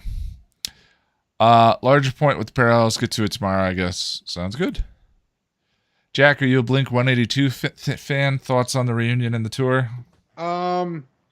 I very much am. I wouldn't say like, yeah, Blink 182. I'm not like screaming I mean, no, I was very happy, but they're not. What I'm saying is they're not one of my favorite bands, I guess. But I bought a ticket to the reunion show here in Melbourne because I've never seen them and I would like to see them. Also, it's not the original lineup because Travis isn't the original drummer, but it's the lineup that we all know and love.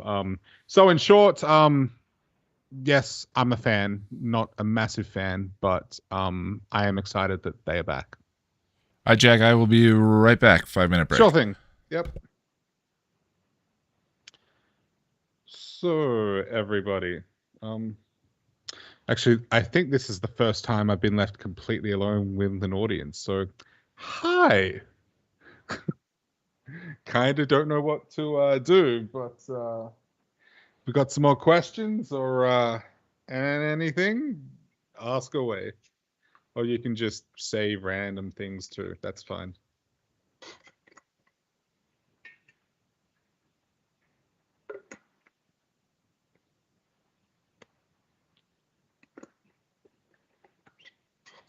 Hello, Boris.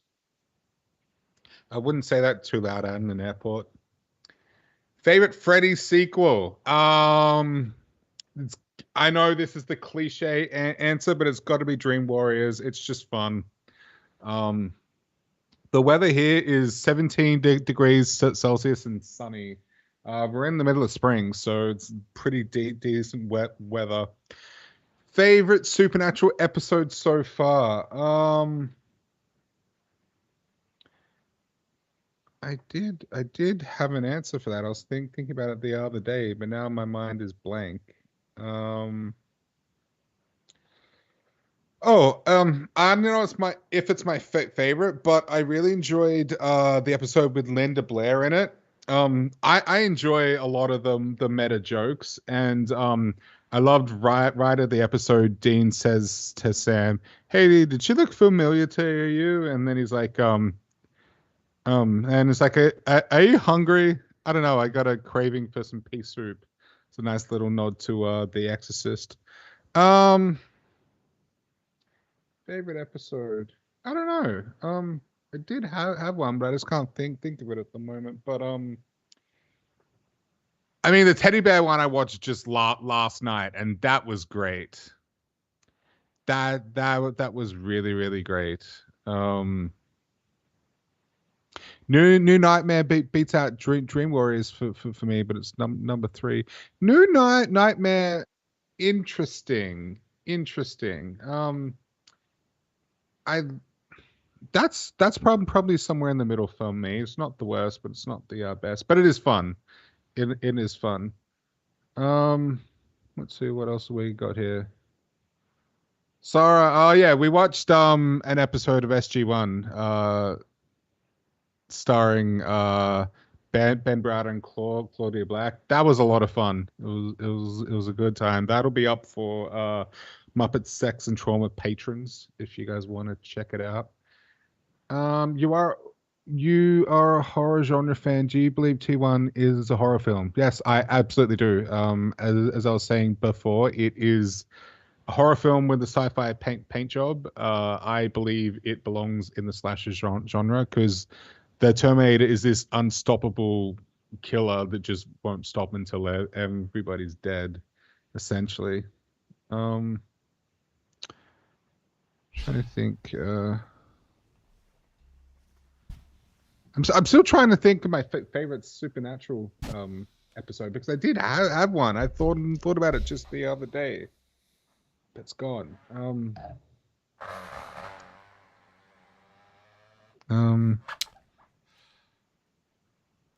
I did really like the one where Dean goes back in time. That one was fun.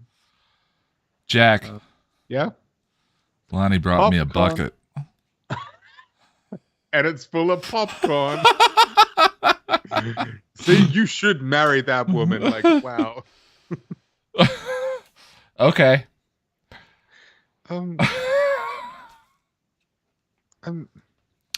Sorry, I'm a little annoyed because I can't remember my favorite episode of Supernatural when I was thinking about it just the other day. It's gone. Now I'm confronted by the issue of chewing popcorn while on a live stream, which I didn't really think about before. I'd do it and wouldn't care. Is now Lonnie can take away my bucket. That's a big bucket. What? I was gonna say you're a big bucket, and then I was like, that sounds kind of mean. I can't really say that out loud. Oh, I like that. I am a big bucket. I've told you before, I like popcorn, but I don't like it enough to pick it out of my teeth for the next week after eating it. So yeah. She's the sweetest. Can I marry her? No. And can I date him? You are neither the first nor the second woman to ask me that.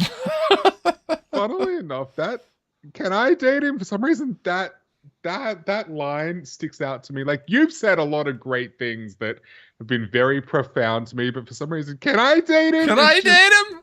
It sticks in my mind.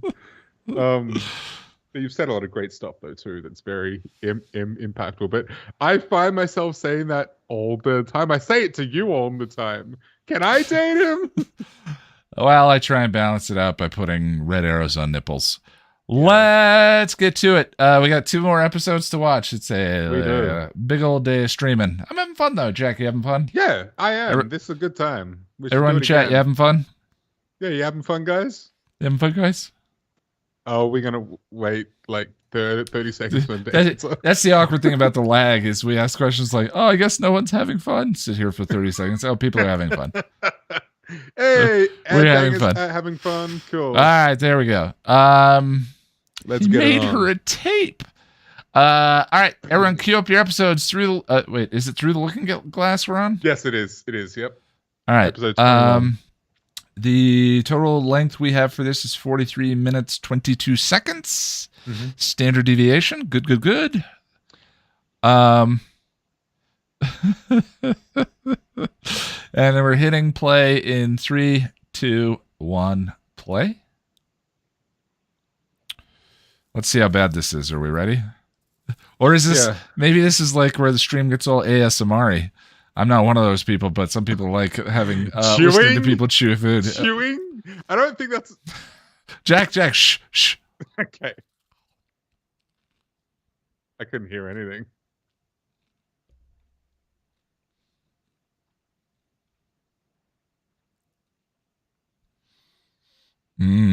ASMR-y.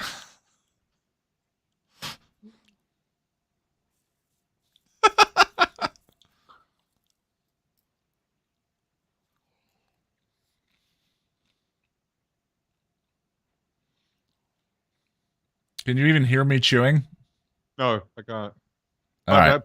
But I heard the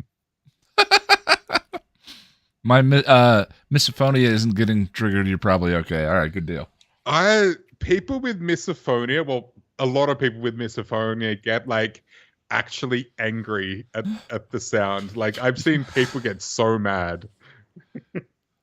Yeah. You don't say. Like, it's funny. It's one of those things that makes people so mad. Let's. I don't think she'll mind. Let me if I say. Let me put it this way. Gum needs to be chewed very carefully in this house. Oh yeah, I'm very flippant with chewing gum. Yeah. I didn't know I was, but then now that I like pay close attention to it, I'm like, yeah, right, yeah. I guess Sorry, you know.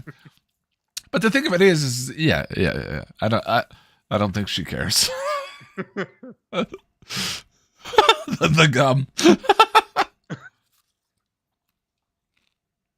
Hey, so her skirt's okay. The top's a little, I don't know. It's definitely a whole Princess Leia thing. Yeah. Actually, I think she looks more like Genie from I Dream of Genie. Yeah. Just not as shiny. Well, Lonnie, as we've touched on tonight, everybody got something that drives them crazy. You drive me crazy.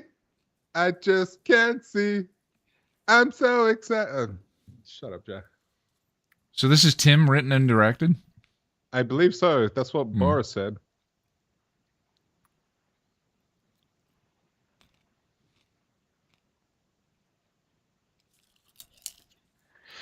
Yeah, that's the thing. We've all got things that drive us nuts. Like, you know, when you're setting up a stream, Ian and I burst into song.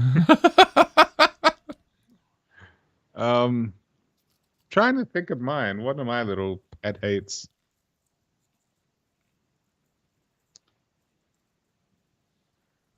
I gotta have something like that, right?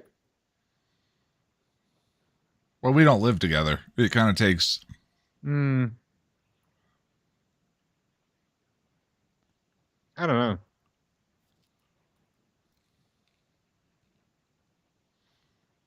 So Tim wrote for the X-Files. I mean, he's written for dozens of shows. Yeah. But he wrote for the X-Files before this, then did this.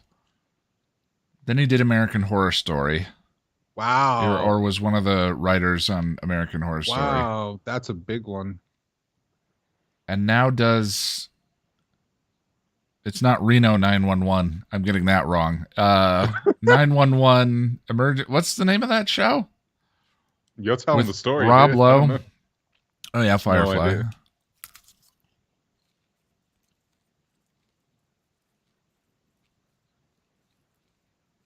Where's my jetpack? I'm very self-conscious about eating on camera.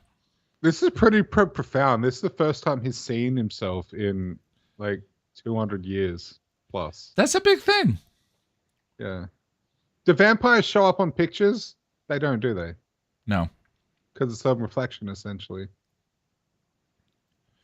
Giles asks Angel in Prophecy Girl or the episode right before it, Angel, how do you shave? Oh, yeah. 9/11 Lone Star, thank you. That's a comedy, isn't it? No. Oh, okay. It's a show about emergency responders with Rob Lowe in it. Oh, okay. Tried to watch the first episode. I need to give it more of a chance. Yeah. Dude, season 1 of Supernatural, you know how that was for me. I gave up the first time. Reno 911 is a comedy, yeah. Ah, that's, yeah.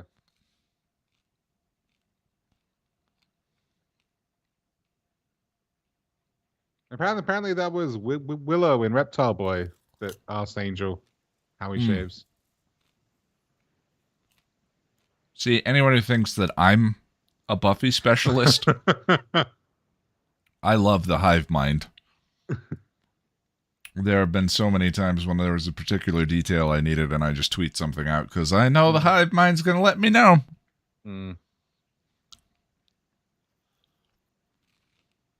I know this is a really stupid nitpick, but I always think, like, why can't you see their clothes in the reflection? I know that's actually really a fair point. But yeah. But it's one of those things that it's like, who cares? His jacket's not undead. And Yeah, also, exactly. why when one of them gets dusted, do the clothes disappear? Yeah, exactly. Yeah.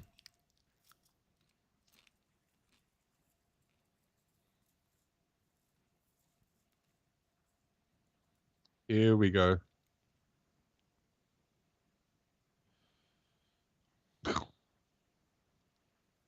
I would hate to get spat on. I really would. That would make me throw up.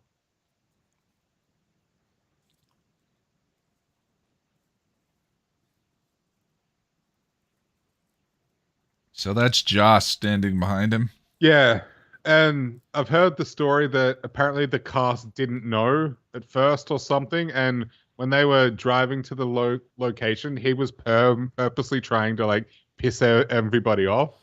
And yeah, just to, you know, have a bit of a joke with them.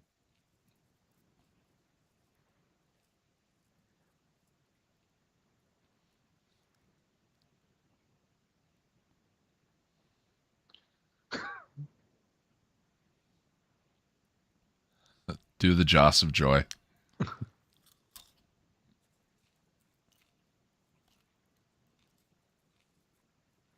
Could we consider a leather jacket undead? I like that. Oh, good point. Yeah. Didn't think of it.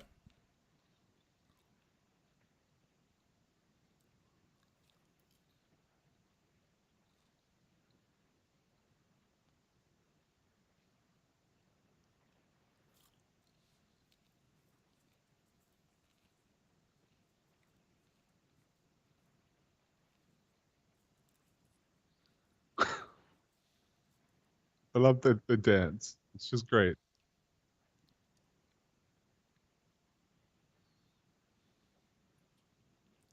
It's very like fairy tale-y, Yeah. which I kind of like. That's a good point, Lonnie. That they have dancing but no music. That is weird.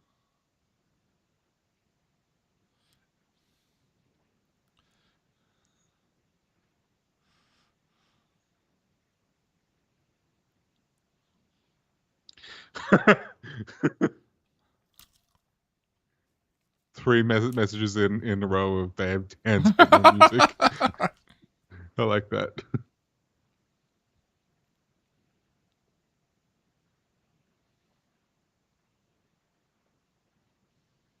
Also, ever wonder why Angel Custom changes from season 1 to now? Do you mean costume? Oh, yeah. He goes full leather jacket the whole time. Yeah, And I think in season the 1 he was doing more. It was more like Anne Ricey, I think, in the beginning.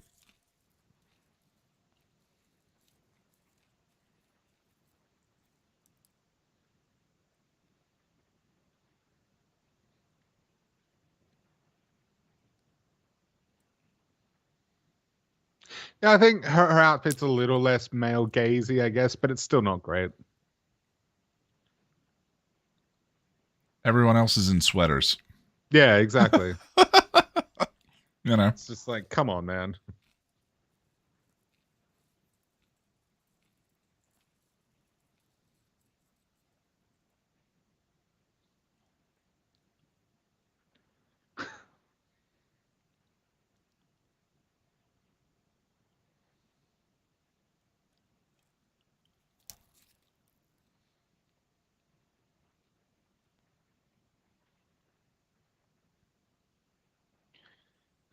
Come shuck, is that like a reference to shucking corn, Ian?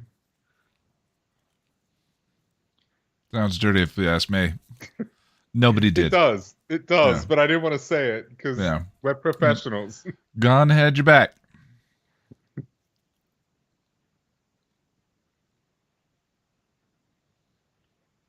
That looks like the stock direwolf. Wolfram and Hart. Yeah.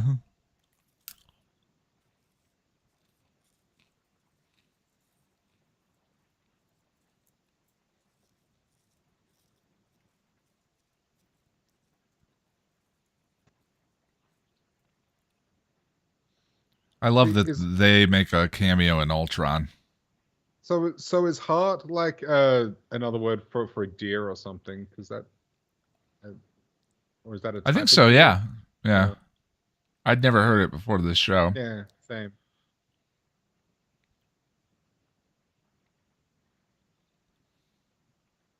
I think they created the dirtiest word that they could to get past the Sanderson practices people.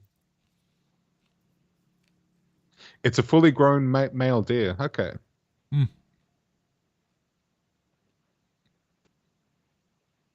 So that's not a stag then? Because I thought that was a stag, but maybe a stag is a reindeer. I don't know.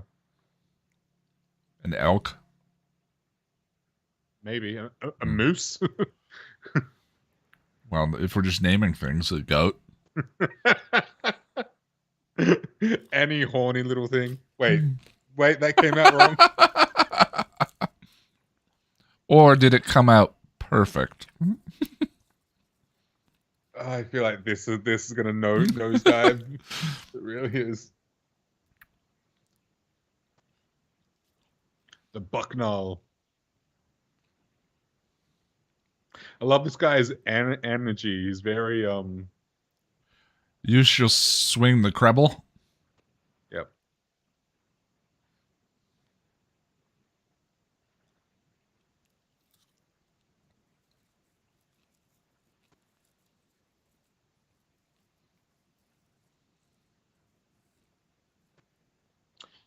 Okay, cool. So it's basically the same thing. I mean, definitely they got lucky, right? Because in the first episode, when they came up with Wolfram and Hart, they were Yeah. just naming stuff, and then they broke it down and went, "Oh, we could go Wolfram." Really? See, I feel like it was planned. I don't know. The That's the too. That's too iconography. lucky. Yeah, that's too lucky to me. I don't know. Also, isn't there a reference to Wolfram and Hart in like Cabin in the Woods or something? Mhm. Or something. Well, I think I know the one in Ultron. It's in Thor's vision. Oh, yeah, no, that's what I'm thinking of. Yeah, it's not Yeah. Cabin in the Woods.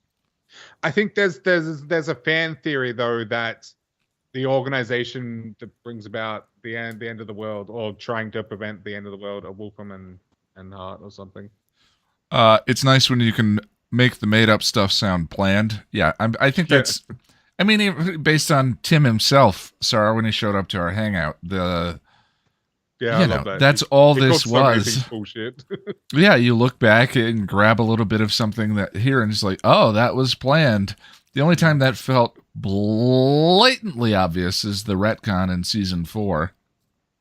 But they almost pull it off because, was it Chip?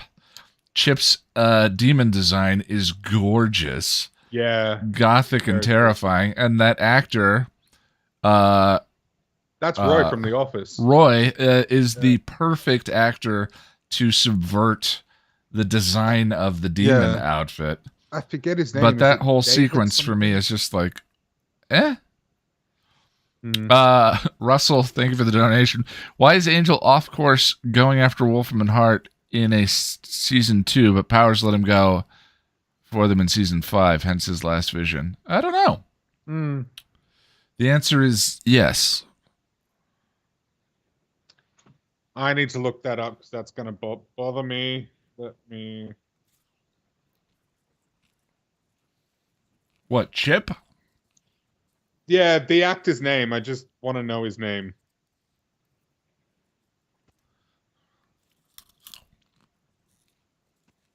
David Denman. I knew it was David.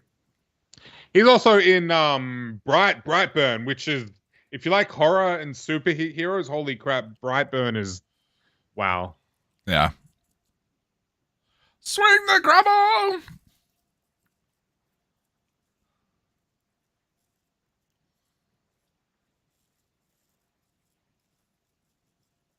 That axe head was clearly made out of foam. Look at it. Oh no, it's gotten a bit of shine to it. No, never mind. I'm wrong.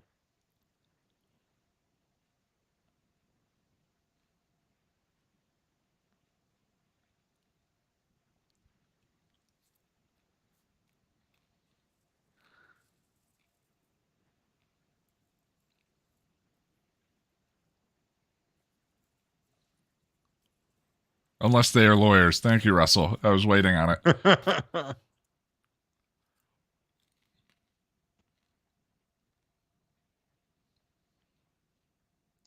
Does he kill humans at any other time? I mean, Angelus does.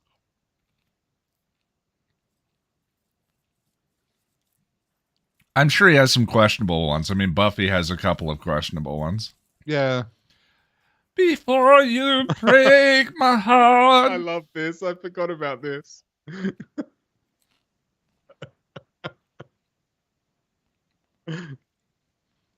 It's Justice so for stupid, Willard. but it's great.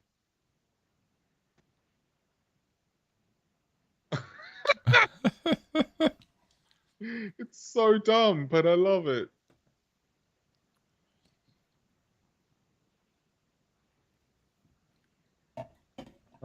Andy Howlett, God rest his soul. I wonder if the set is from Xena or where the. It looks like it. They did really not does. build these sets for this No. episode. The show did not have the budget. No. All of No. this stuff is borrowed. Yeah.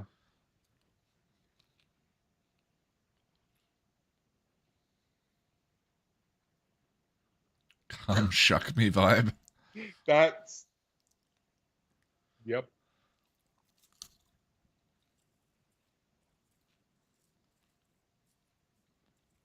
It's the same It's set. the from same set as the Boxer It Rebellion. looks like it. Yeah. Interesting. I think in the commentary for that episode, Tim mentions who or what set that's from.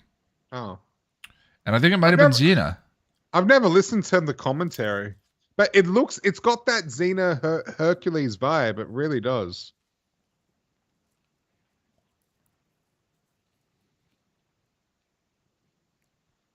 Yeah, it's a backlot set. Oh, I didn't know it was filmed in Australia. No, it was filmed in New Zealand. It wasn't here. It was New Zealand.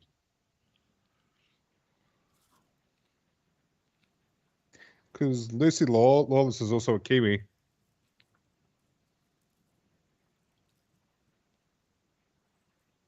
But that does, logistically, that'd make it difficult. So, I don't know.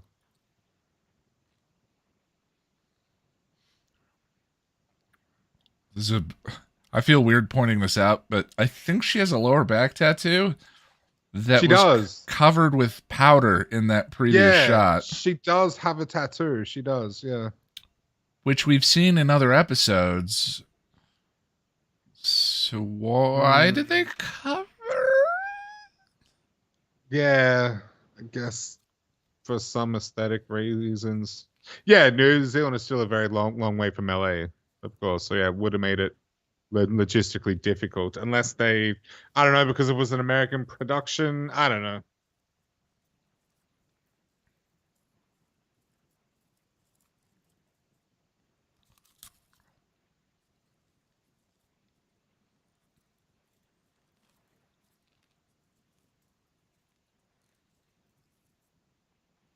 Oh, my heart just broke. Yeah, that's true. Jetpack. Yeah. Handsome man saved me from the monsters. Yeah, Jetpack. I think the one we fight over the most is Russell Crowe, but I think he was born in New Zealand, so he's one of yours.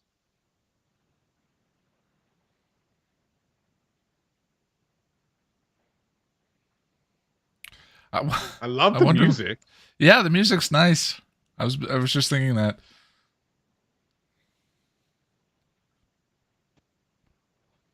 Very sort of Renaissance fairy, medieval.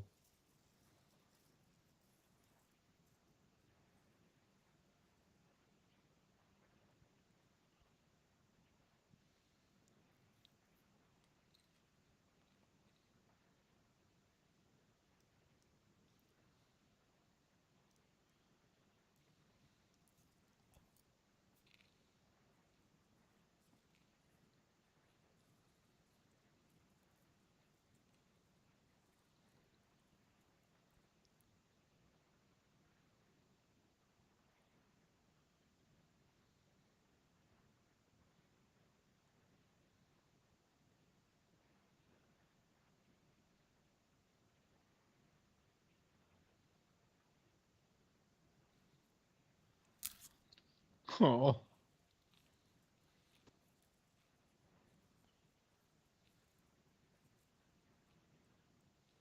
Oh.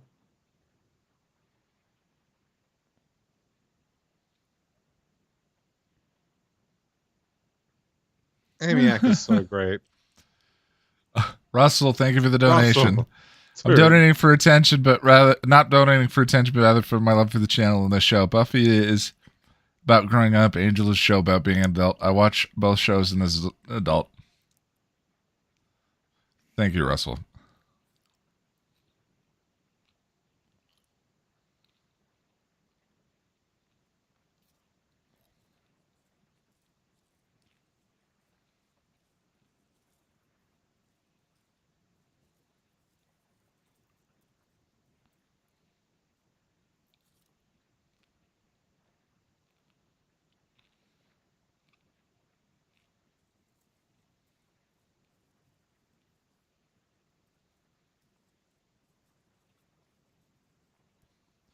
Yeah, where's my jetpack? There could be some really interesting trauma exploration there.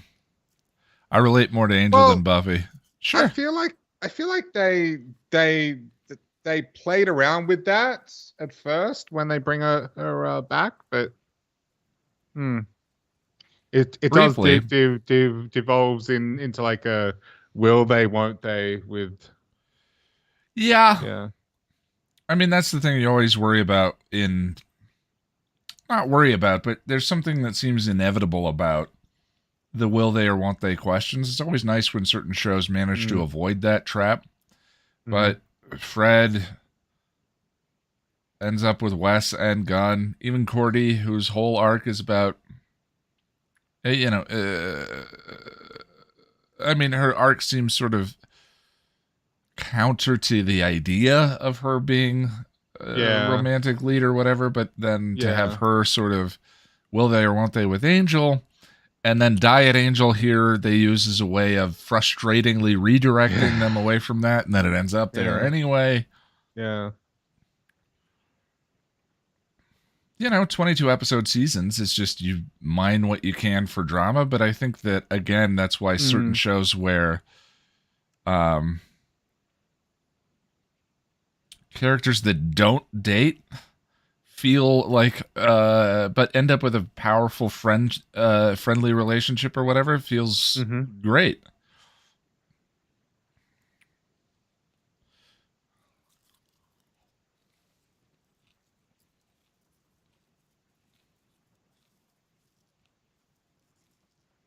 He's so like, I don't know. California surfer dude. Yeah. Yeah. He also looks like weirdly smooth. Everyone in the show is weirdly smooth. That's part of the reason the red arrows exist. That's true. That's true. Apparently, Mark Lutz and Andy Hallett were very close friends.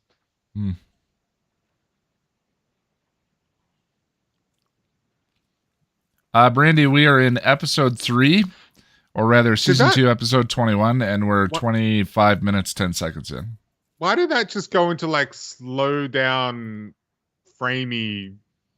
That? No, the first bit. Oh. I don't know. Never mind. So that's what a vampire looks like without a human.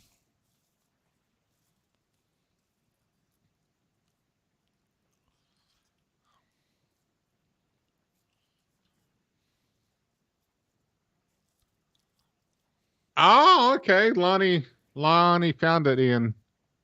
Found the information about filming of the Pylea Arc. They found a ranch that had a set for Tijuana Town. It's got that vibe.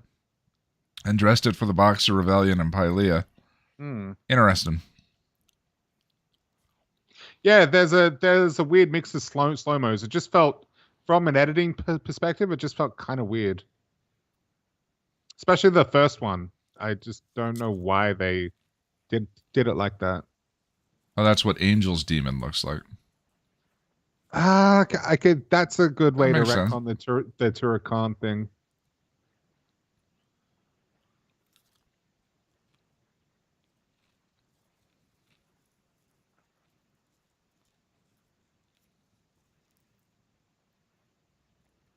I mean, yeah, he is very smooth.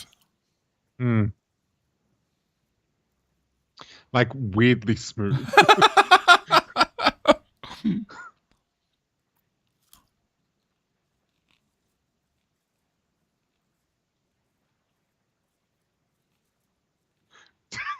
The odd bolting of my limbs.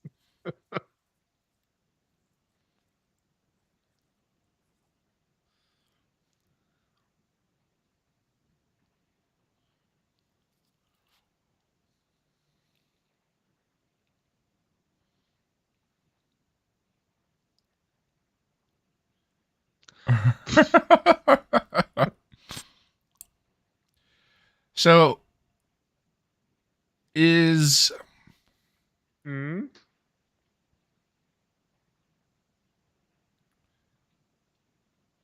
he supposed to bring about Connor, and then it ends up being he brings about Connor? No, I'm trying to tie I'm headcanoning, I guess. I'm trying to tie this together with the way things actually go. So Wolfram and Hart want this to happen. And instead, she and Connor make Jasmine. But would Yeah. Jasmine have been born out of this whole situation? Oh, okay. Yeah, I don't know. I have no idea. But it's an interesting thought.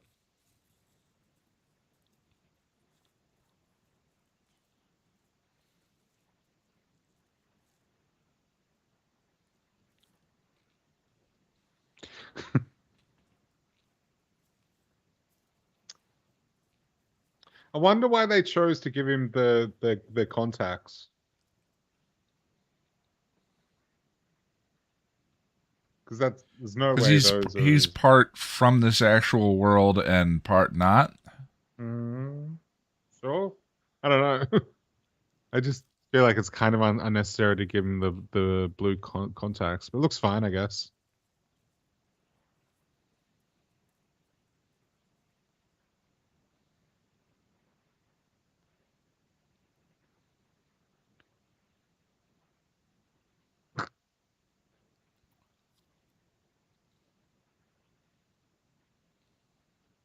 What?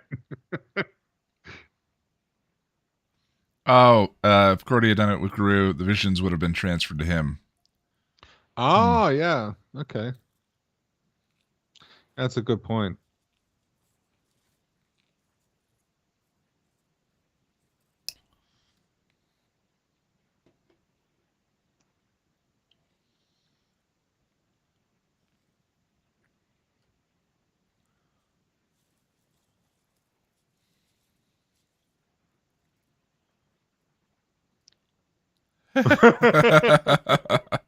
I love him so much.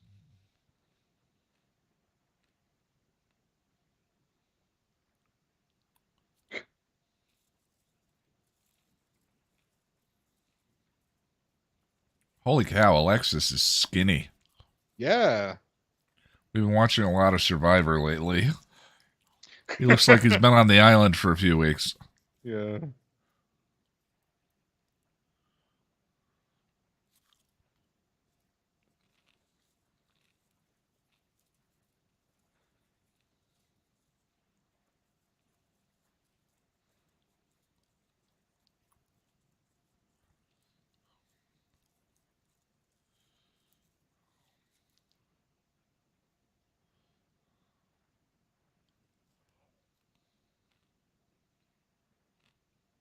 Wonder if that's David Boreanaz under there. Like a physical actor. Like an actor that does physical stuff. Oh.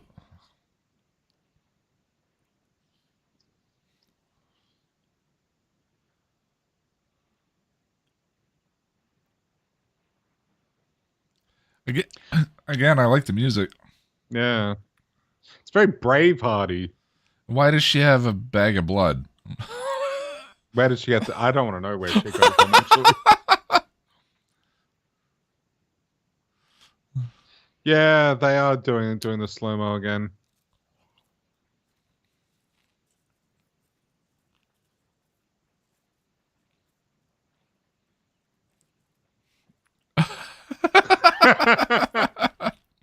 Oh, Lonnie. I'm just going to say it's good to find these things out now. We are prepared for everything.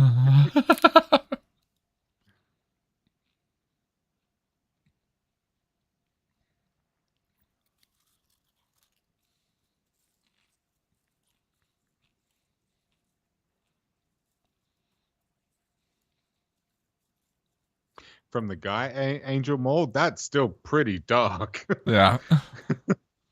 Let me just juice this victim and all right, ready to go.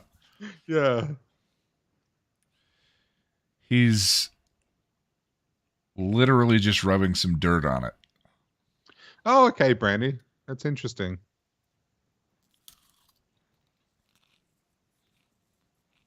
The only thing that makes me think it might not be him is it's clearly an actor who has worked in like physicality and stuff. But there's no reason why Boreanaz couldn't have done that. Yeah, if you're not going to tell and you need to pay a stuntman anyway, then you don't have to do makeup twice. Yeah.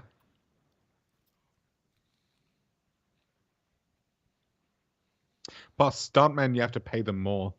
even if they're not doing stunts.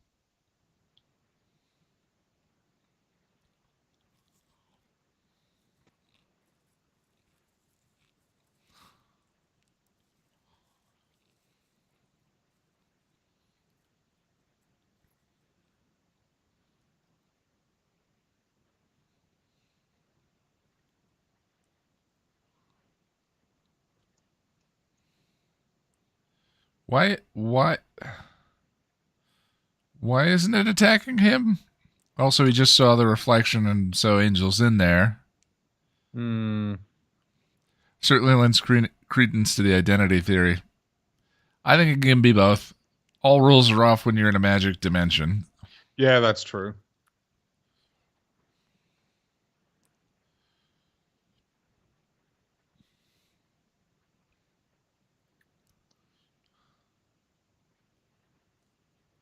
The transitions this episode have been a little janky. Yeah, there's like a weird mix Not of. as good as they have been. There's a weird mix of having fixed it in the edit bay. Yeah, exactly. You know what I mean?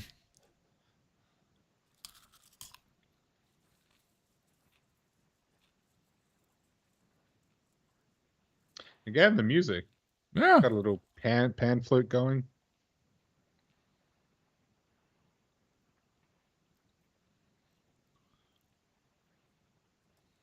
I like Fred as the angel whisperer. I can see Angel being part cat.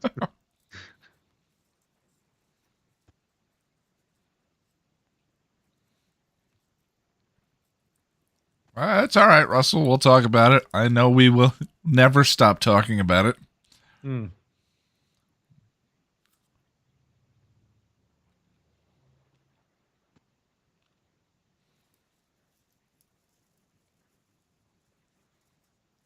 Yes, girl, you are no one's You are- princess. You're everyone's queen? Yeah.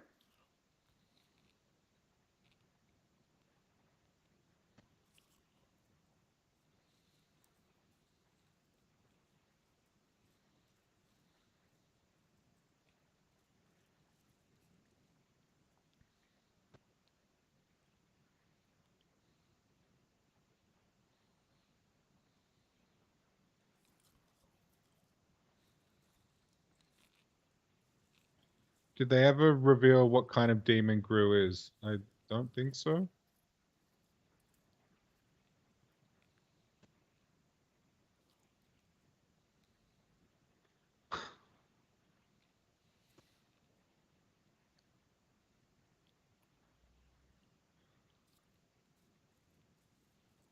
Hey! Hey! I like that.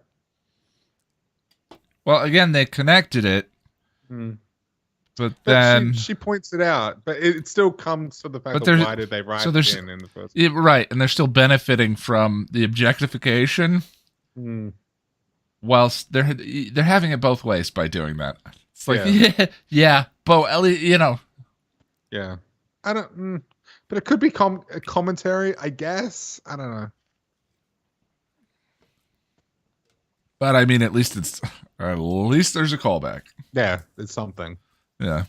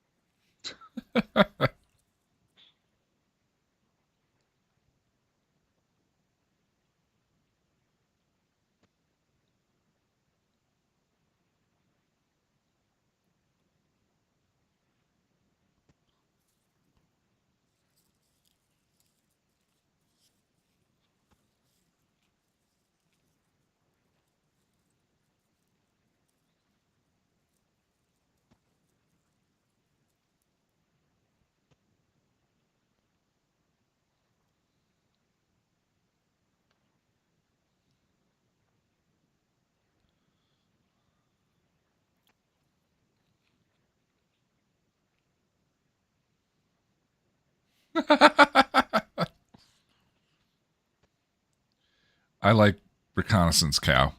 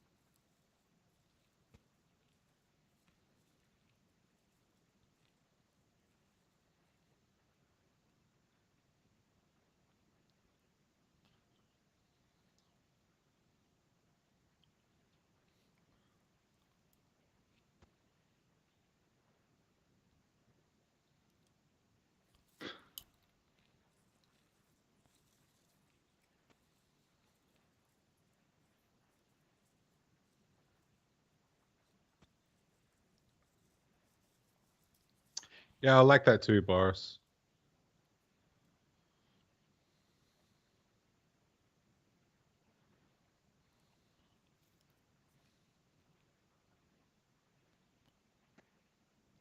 Interesting.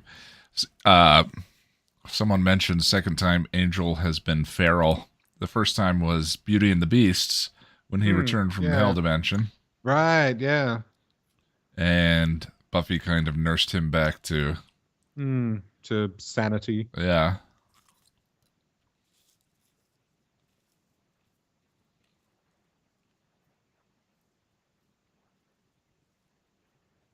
See, I love her, Ian. I love her so much. I wish she was real so we could get married and I don't have a problem with Fred. I think she could nurse me back to health when I'm sick. I mean, she's not the only one with archy issues in this show. Yeah. I think, like I said, I don't disagree with any of that criticism at all. Yeah, the thing that's a marvel is that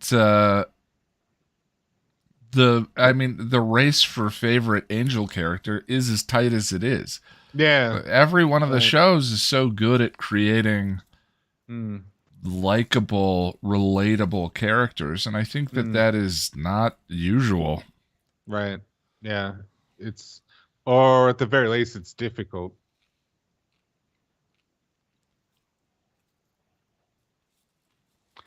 Why can't I stay? God, Russell, no, stop. No. Bad Russell.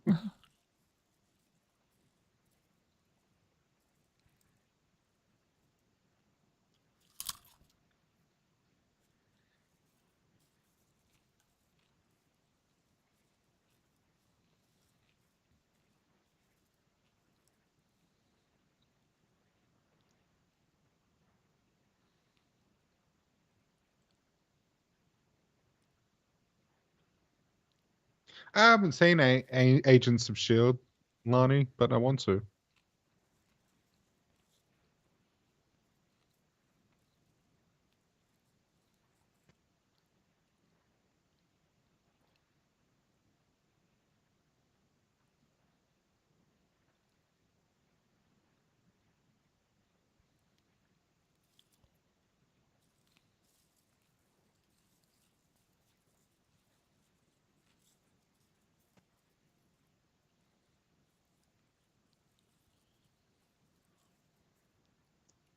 I was actually surprised at just how many Buffy actors are in Supernatural. Like Amy Acker, Jeff Kober is even in it.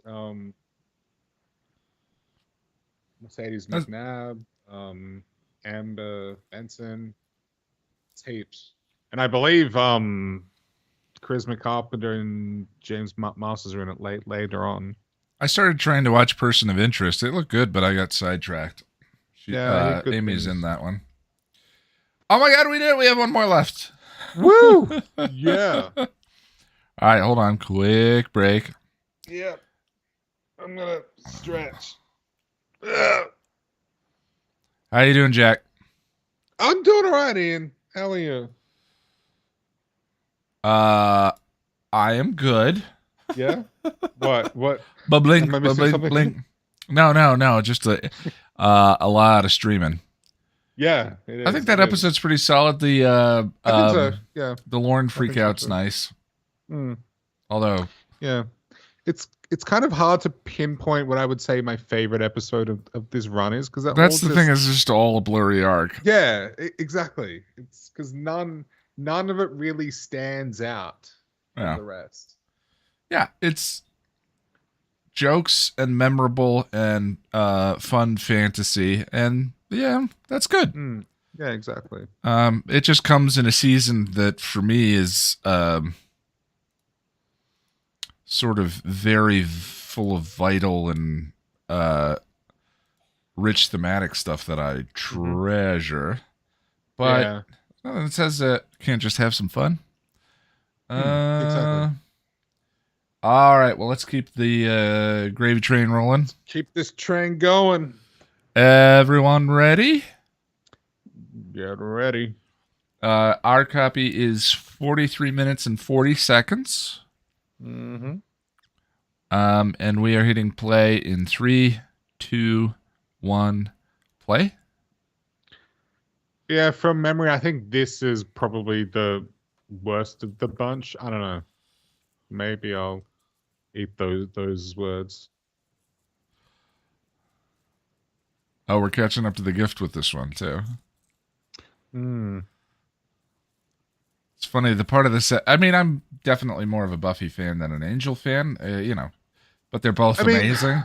I think I appreciate Angel more now as an adult, and you and I have spent so much time dissecting it and talking about it and whatnot, and now I have a deeper understanding of it. But yeah, I think Buffy's a better show, kind of to a degree. It resonates more for you than Angel does, and I totally get that. Angel for other people, they identify with it more.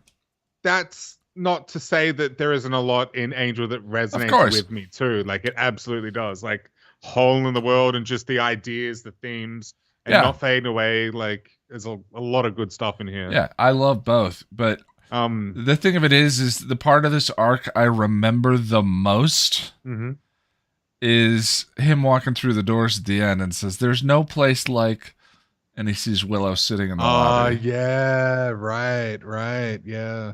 Tears me to pieces every time. Yeah. But like, it's a bit like the cliffhanger at the end of I Was Made to Love You, where it just like dramatically so blows away. And I mean, from the sake of its drama, blows away the rest of it. Yeah. I Was Made to Love You was a light episode, and then one of the most...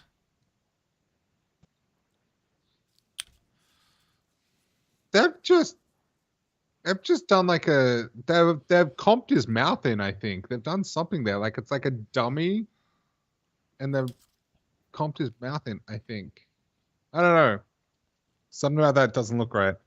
It's a cool effect though.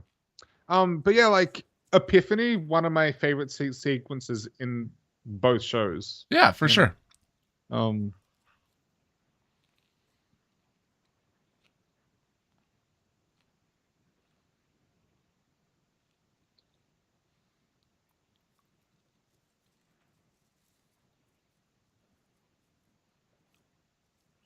He blinked.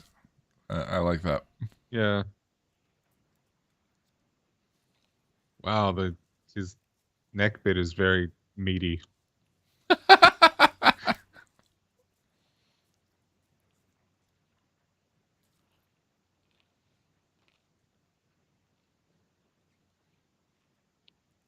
And there's just something about the movement. It looks like CG. I don't know. Well, they're doing a composite. Yeah. I'm just trying to figure out what parts. Something with the eyes is off, though. You're right. I've not noticed that. And just the way his jaw is moving. Like it's obviously a comp, but I'm just trying to figure out what elements. That's a puppet. That was a puppet. Absolutely a puppet. So maybe it's a puppet, but they've comped in the face. God, that would have taken such a long time. Oh Yeah. my God. Oh, that gives me anxiety. I mean, they're editing digitally at this point, right? Yeah, but still, would have Yeah. taken a long time. This is what, 2005 or something? 4? No, actually, this would be like 3.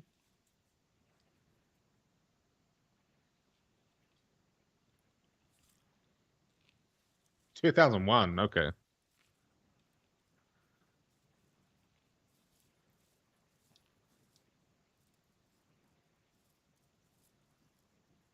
Disgusting.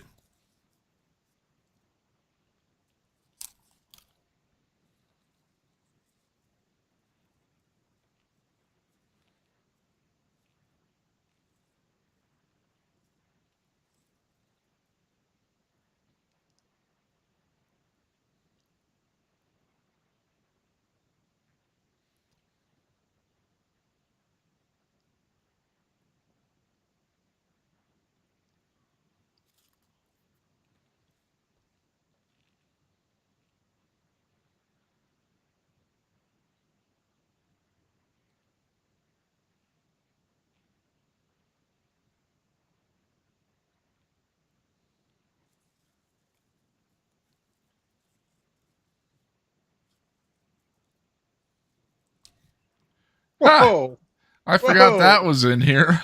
Crunchy. Wow, that was not very red. Yeah, there's lots of foam flying everywhere. Well, I just mean it looked like. It looked like pillow fluff or something. I think if they made it too red, it looks too real. Yeah. Yeah, so make it pop in that way. Yeah, one thing I appreciate about Supernatural is how like seriously it takes its horror, and it's quite gory in parts. Like there's a part where someone punches through someone's head. I think it's one of the demons.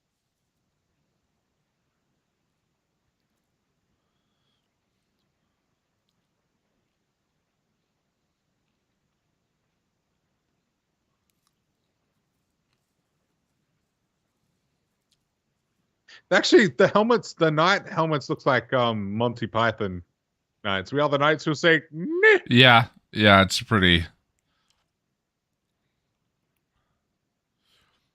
We are in episode 4, right around 6 minutes 30 seconds. Susie. Yep.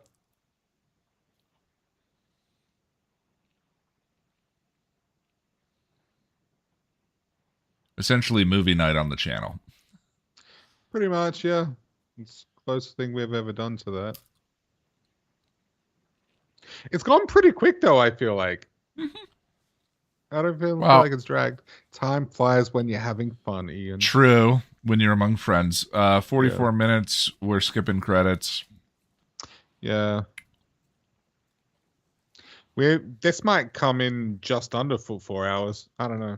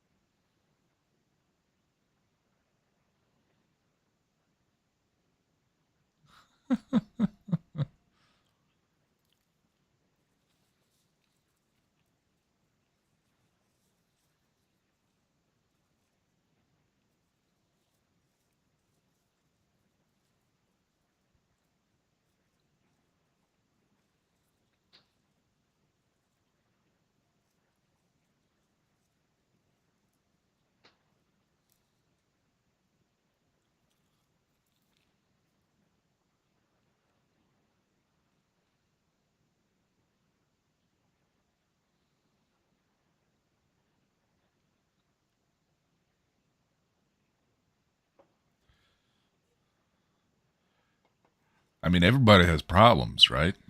Everybody has demons. Oh, I see what he did there. Yeah, it's a little on the nose.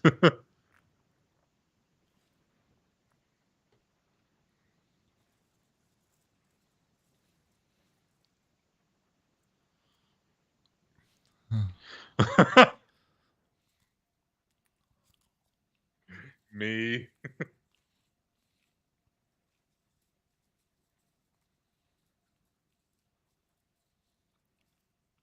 It's such a compelling performance. Yeah. Is so Yeah, she good. does a wonderful job. She's just got this sweetness about her that I love.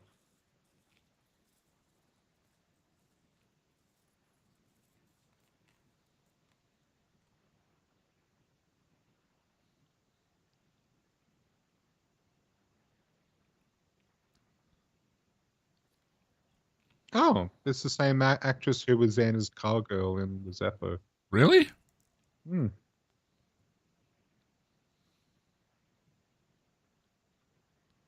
Wasn't she super blonde? I'm not sure. I Hmm. can't picture her, to be honest.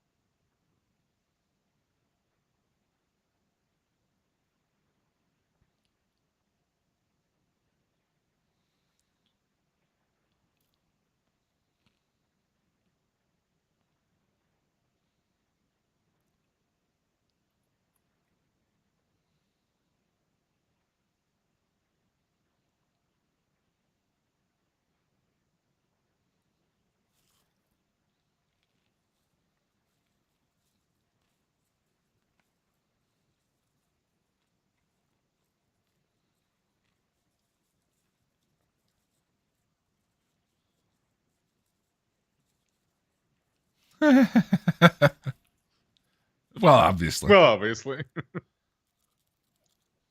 Good night, Jen. Good night, Jen. Thanks for hanging out.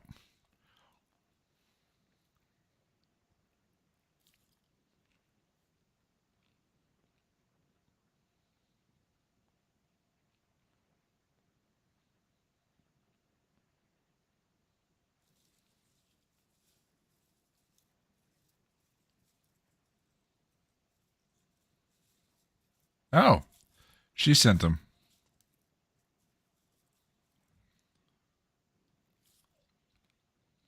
Oh.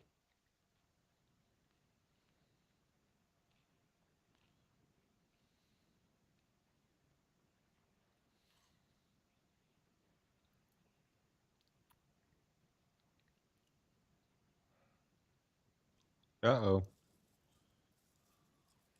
That was a ADR there, 100%. Well, yeah.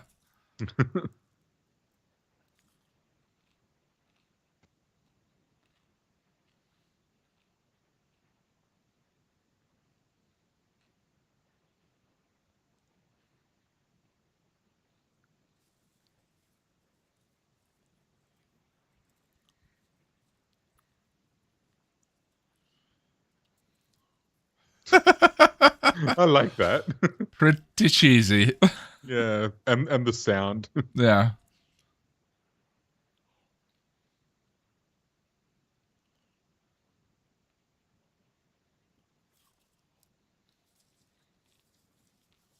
Those stocks look like they have a bit of weight to them. They probably don't. They look like they do. Yeah, I'm definitely getting weird Firefly vibes from this just because of the... Maybe it's the location. Like this foresty area was used.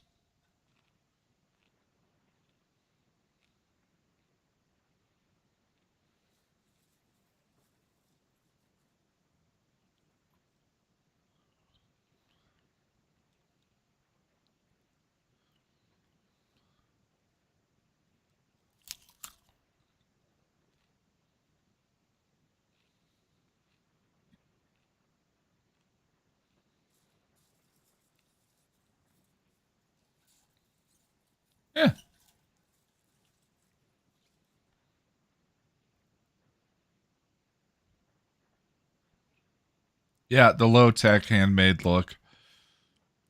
Little bit of LARPing in the park vibe. Yeah. And LARPing's great. I didn't say it wasn't. I just said it has a little bit of the LARPing in the park vibe. Yeah. I'm just used to people talking negatively about LARPing.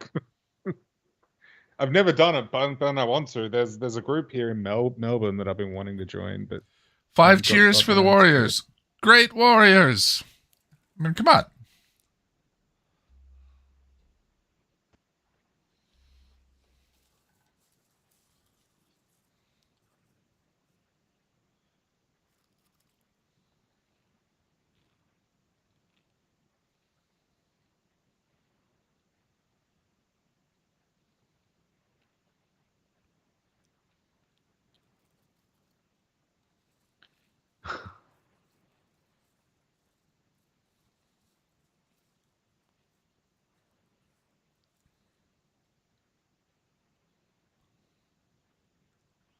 Jesus.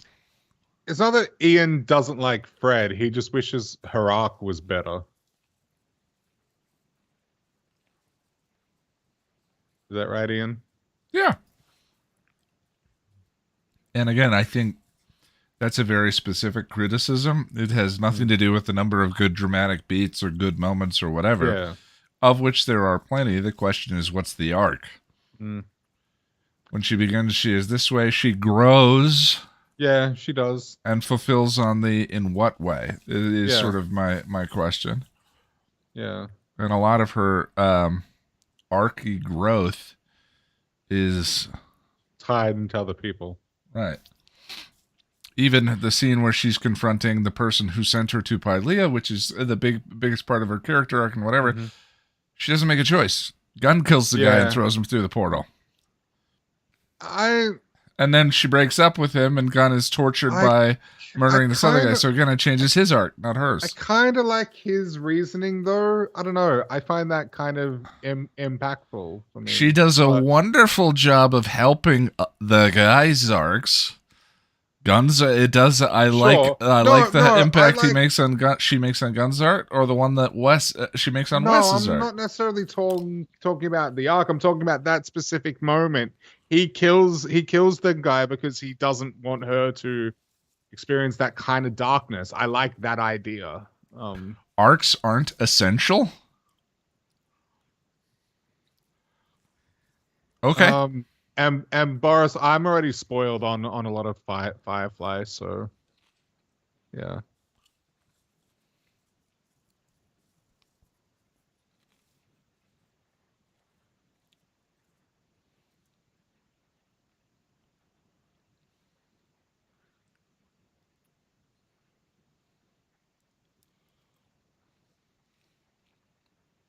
All that is on the writers, not Fred. Of course.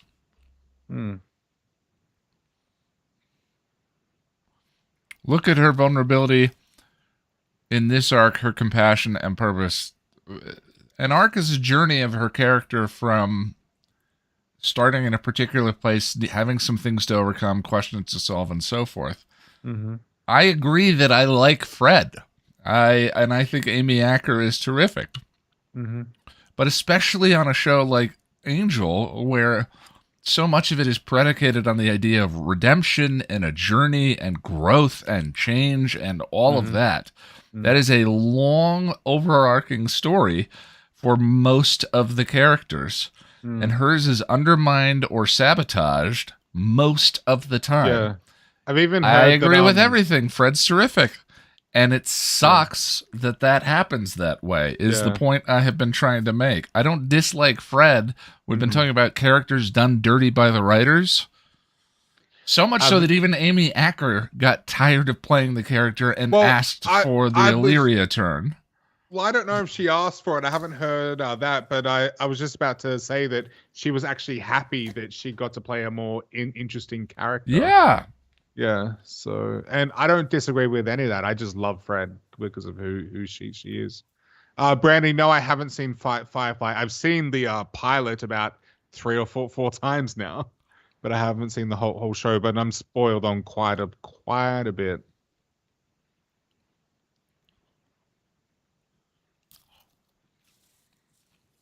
Hey, Cindy.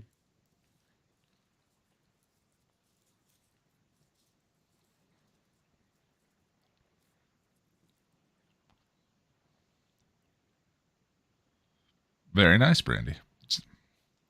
Seems appropriate given all the cows. Mother's milk? What's that? I don't know, but the milk, since all the humans are cows in this world, I was like, it's appropriate. I thought you knew what it was. I think that's the Jane drink from Firefly. Mm.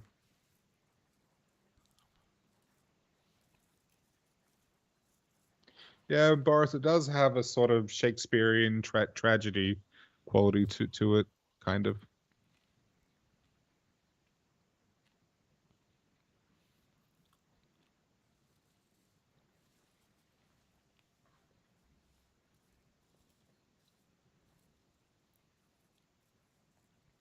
He's so smooth. It's off-putting.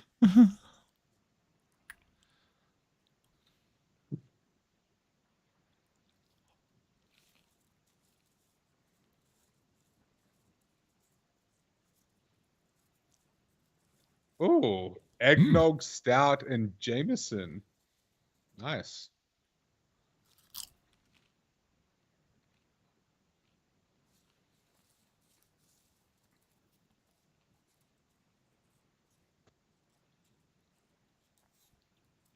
I mentioned Angel Buffy is on Prime anymore. Audrey shut me down, not sure why it was the truth. Audrey?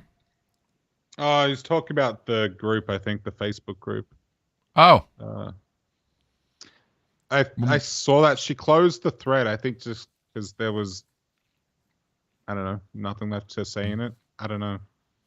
Well, shoot me a message on Facebook, Russell. We'll talk about it there.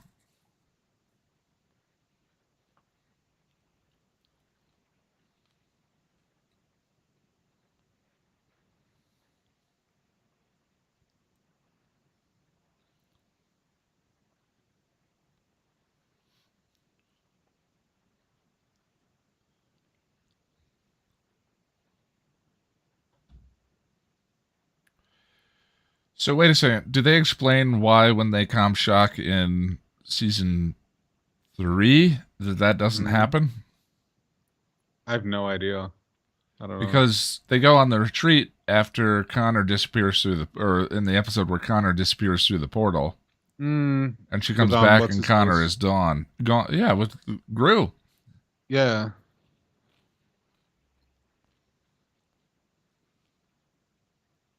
I like this sort of Sir Lancelot performance that Gru maintains throughout the series.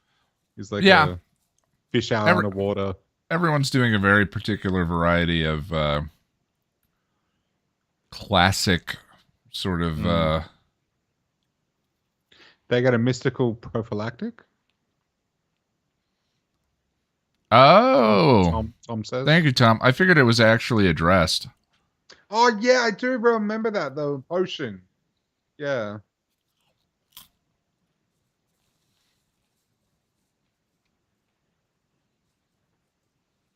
Oh, it really has been a while since I've seen a lot of Angel.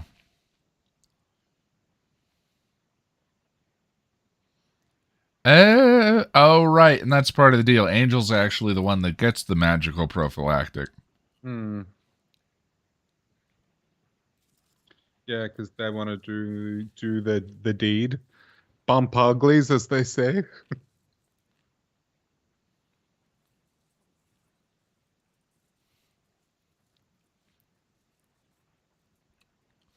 It's funny how chat in a stream is sort of a real-time live encapsulated version of what comments are like on a video. It's exactly, yeah. Especially if I make a mistake. Yeah. I mean, everyone's being very helpful. This is not I'm not criticizing chat, mind you. No. I specifically asked you all, but I was just struck by, when someone notices that I've made a mistake on a video, they don't seek to see if that comment exists already. They just pop it in. Yeah. Which, It's also nice to have 27 people that can fact check for us and look things up. I prefer the live version, which I think is pretty funny, to the YouTube comment version.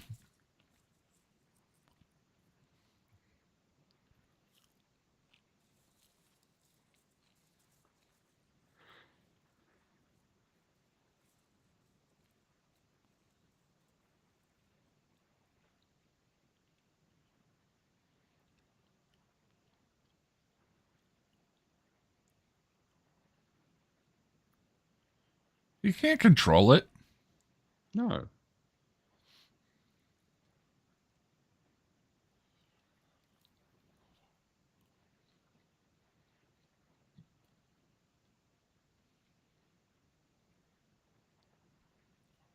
I wonder how many outtakes or how many attempts it took her to spit that line out. And she does a wonderful job of making it seem like she knows exactly what those things are. You always hear actors or actresses saying lines that clearly they don't know. Yeah.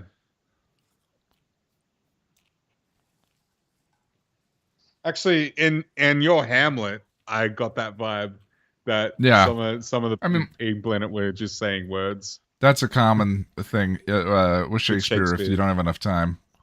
Yeah. Figuring out how to normalize the language if you can't do the iambic.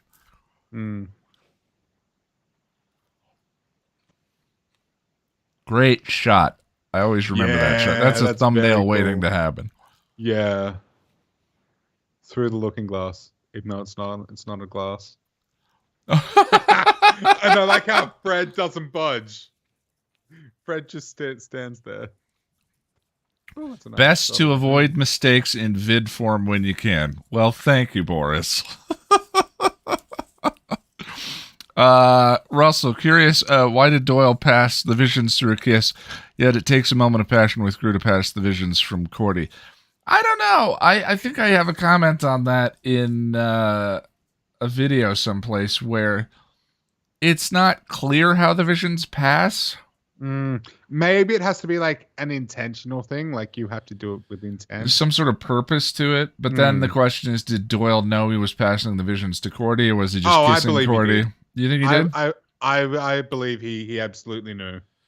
I think I have some sort of theory that goes along with that and whatever, because I think there's some evidence of, like, if Doyle had just died, I don't know. They play around with that lore quite a bit, and then Angel takes the visions from Doyle. Did Angel in the Cordy's "It's a Wonderful Life" episode where she's the actress?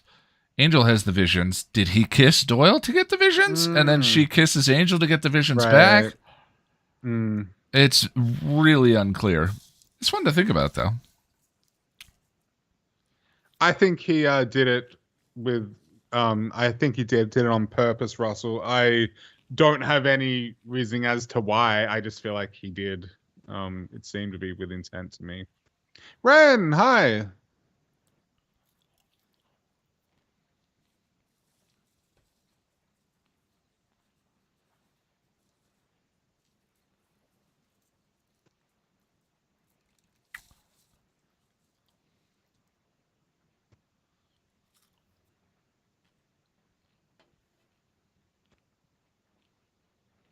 I like that. Yeah. I need him to think it. Filling the role of leader. Arcing, you might say, since he started from the place in the beginning of this with his father putting him down and saying he wasn't a real leader.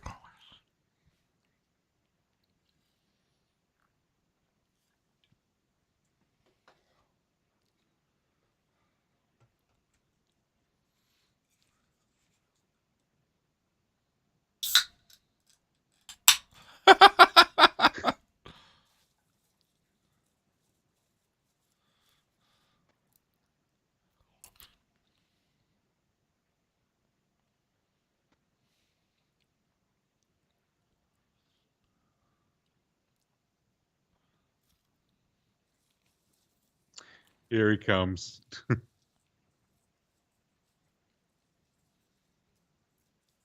Oh, yeah, that gate looks familiar from Fool for Love. Or not Fool for Love. Yeah, Fool for Life. Yeah, and something else too, because they flash back to that twice, I think. Mm-hmm. Darla. Hmm.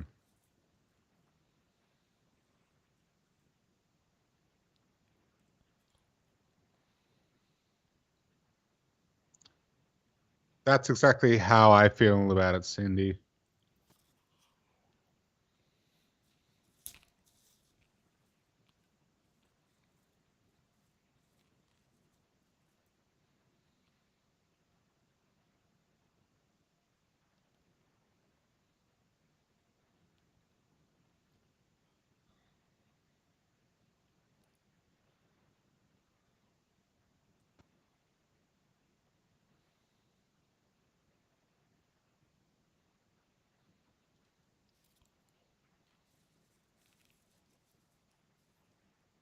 Yeah, this guy just doesn't do it for me.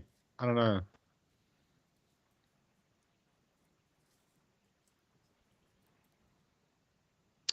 He's like a caricature of a scary villain or something. Yeah. Well, I mean, but they're in caricature world. Yeah, I guess. No, It's fitting for the fits. motifs they're playing with. It just for this kind of like fairy tale world, though, you'd picture like a troll or something, something Yeah. more fairy tale like. Well, Or they like already a killed wizard. it. Or Oh, you're like a talking about, yeah, a wizard. Yeah. Yeah. Like he seriously looks like he's straight off the set of Star Wars or something. I could picture him on Tatooine.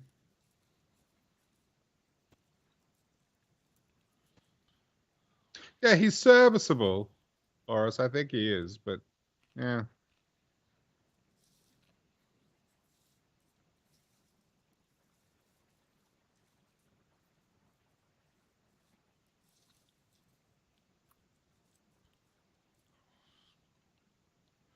Yeah, same So jetpack. they're the distraction, and he knew they were going to die. Mm-hmm. Interesting. Oh, Yeah. yeah, that's a little dark, isn't it?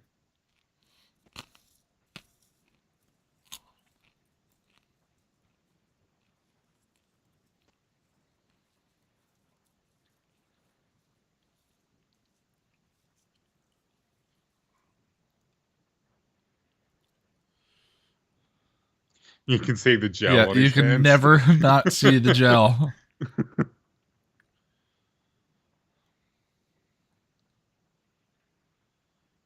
Most the really good fire stunt scenes justify the gel for some reason.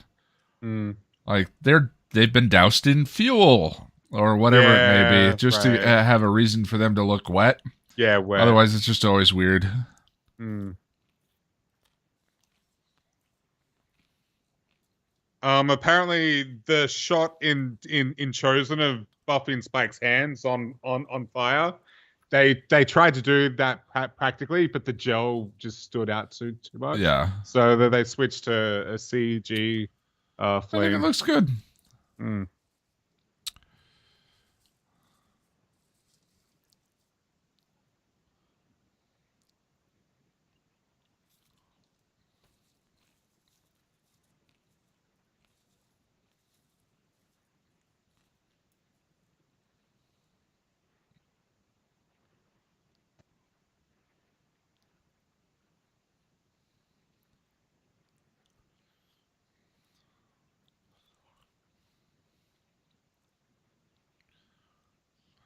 Yeah, so this is all just like boring action scene to me. It's like who cares? Whatever. It's a little swashbuckly. Yeah, But- that's fun, I guess. That's fun. The thing of it is, it's just not why I watch the show. Yeah. Right? Yeah, You know. That's the main problem with it. Again, I think seeing Wes and Gunn sword fight is fun It's once. a little piratey, as you say. Yeah, Yeah, swashbuckling. And that's fun. I've had a couple Pirates of Penzance Yes, that's what I feelings was once or thinking. twice right here, That- especially with the Rebels. That movie was like a fever dream, man. I am a very model of a Pylean. It was fun, but holy crap, what a I always think of the policeman with the really thick like eye makeup and stuff. Yeah. There's just so much of it in these episodes. Yeah, it just overstays its welcome a little. Mm.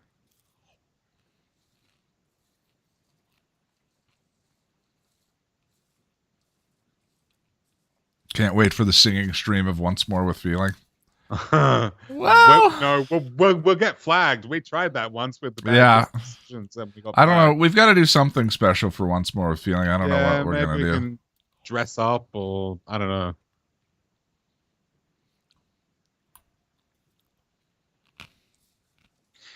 I know some people have suggested that you sing the entire guide when you get there, which would be crazy but fun. Do it. Go on. Do it. I dare you.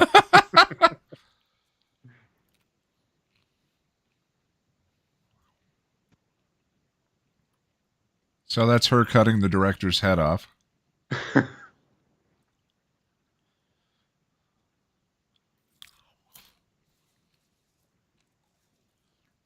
The hangout. Any patron donor that comes to the hangout has to sing their review. Has to sing. No one shows up. Or I am hanging up on the Zoom call.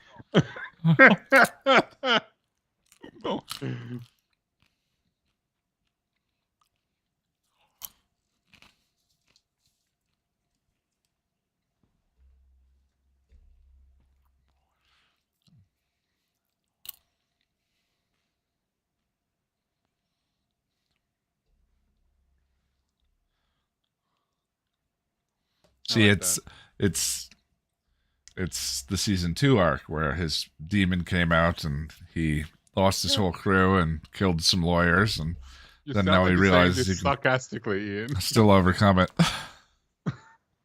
What's the problem? Nothing. There's no problem at all. Move on. That clearly is.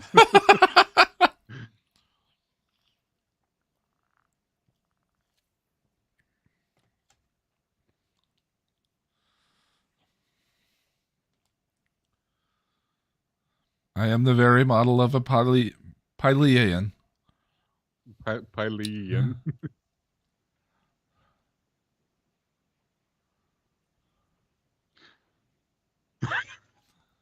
Butthurt Angel is great. Yes. We see it a lot. Sassy, grumpy Angel is the best. Yeah. You got peanut butter on the bed.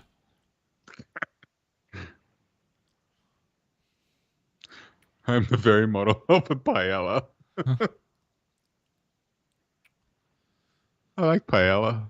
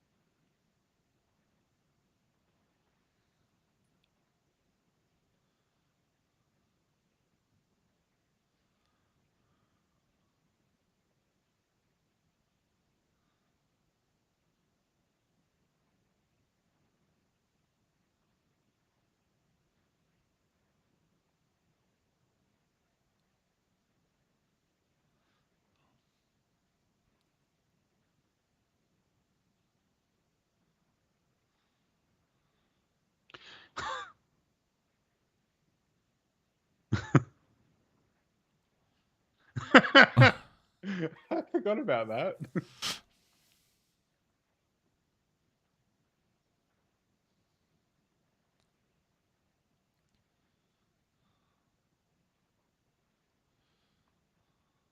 Ooh.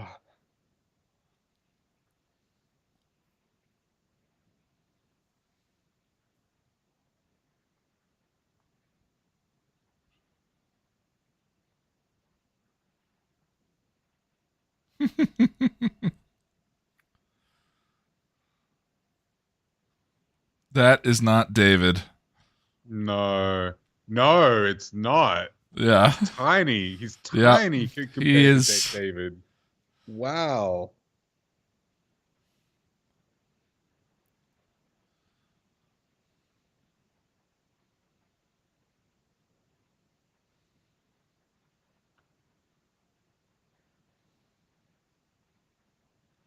Oh, excuse me.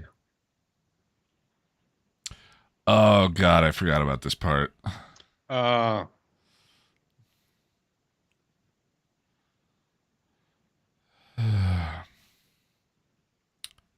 Reminds me of Measure of a Man, which is a wonderful episode yeah, I've seen that where Whoopi Goldberg explains slavery to Patrick Stewart. I'm like, it's a bit on the nose.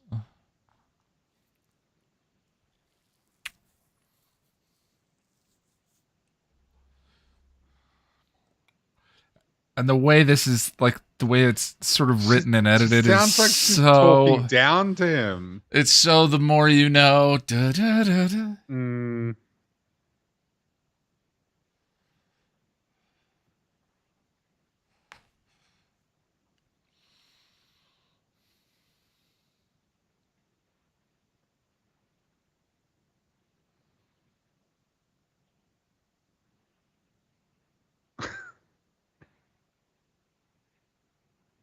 Mm. I don't know how I feel about it. It's weird. It feels very strange. I'm not gonna figure it out right now. No, me neither. Do I hold Xander accountable for Once More with Feeling? Yeah. It's also a comedy episode, which kind of changes the tone of but he gets the scope of the deeds. Killed. He gets a couple Yeah, of of course. Killed, so. Well, I didn't know what was going to happen. But I mean, he should know by that point that it's never good. So, yeah, that's the show definitely tries to have it both ways time to time, but it definitely has different stakes for comedy episodes versus other kinds of episodes. Once More with Feeling is a little bit of a mix because of Buffy's singing at the end of it. I wouldn't want the bookend to be this dark, like, grim Xander. You got all these people killed. And it'd just kind of ruin the episode. Well, not ruin it, but I mean, if you're comparing that to locking the lawyers into if that's why you brought it up, that was super impactful. It was a dark episode, and that is driven by Angel's Arc. Once More with Feeling, it's a throwaway bit that Xander's involved in that. Mm-hmm. This is when is it consistent? No, the show's not consistent about consequences for characters, but no, it's not. In my mind, that one's Xander's bad. Yeah, I tried to pull the thumbnail from this bit, but I just couldn't get a good shot. Ren, I don't get it.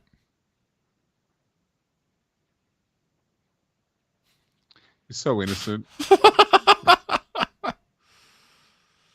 Full of shit too, but innocent. Jasmine, it blooms at night. Oh, here we go too. No, I got it, Ren. Also, they walk in, and Willow's just sitting there. It's kind of like you just let yourself into this dude's house. How long have you been sitting there? Exactly. Yeah.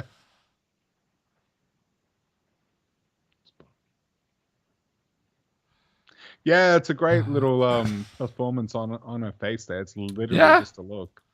It's really well. Really, I mean, good. She's the master of making the crew cry. Yeah. Of course, yeah. She's making me cry too. It's so funny that she went from Buffy to How I Met Your Mother. I don't know if she went directly to the two of them, but it wouldn't have been long. She's such a powerful, dramatic actress to go from Buffy to a sitcom. To me, I'm like, but hurt me more. I mean, like, make me cry. Hurt me, Daddy. I want you to hurt me. I say that to you a lot. Wait, out of context, that's a little weird. Talking about his work, people. All right, well, that seems like as good a place to end it as any. See, I say. Oh yeah, she was. I'm and not then I saying she's go bad at between comedy. I'm just saying like How I Met Your Mother went on for so long It did, that yeah. I definitely just miss Allison Hannigan being in dramatic stuff. Yeah. You And know, she hasn't really done anything since it ended either, but she's probably taken a break. she 'cause does. She was on it for so long. She hosts Penn Oh and yeah, that Teller's Penn and For Teller. Me Yeah, show. I saw that. That's Which true. again, I just really love her stuff as an actress. That Yeah. I'm not saying like any working actor. I'm like, good for you. You know, like James Marsters, hardcore working actor, just in everything, appearances all over the place. But I miss the stuff that I love them in. You know, Yeah. I actually met her at Comic-Con a couple of years ago. Exactly, Very sorry. nice. Sitcom is better hours with small kids. Yeah. Good. Again, true. regardless, anyone getting work, I think, is a good thing. Good for them. But I'm selfish. That's all. That's all They I'm trying to are say. making another American Pie, so we'll see her in that. But that's not very dramatic. That's dick jokes and sex. Yeah. I liked it when I was a teenager, but I don't think I'd like those films now. But I don't know. I'd be curious to see what they do with that, though.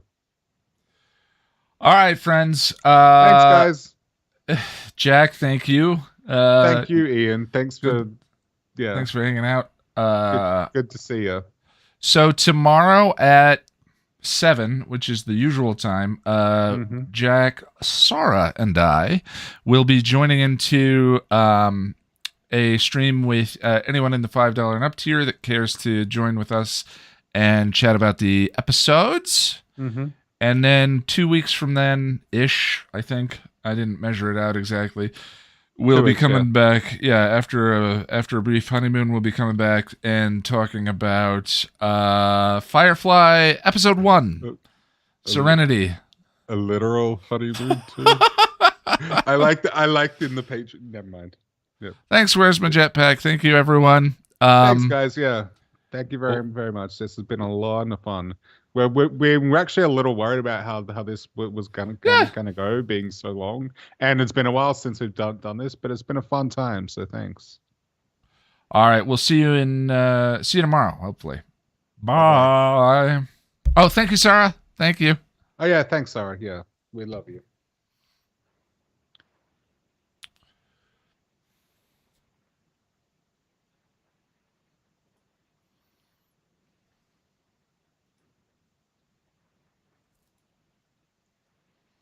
Mm.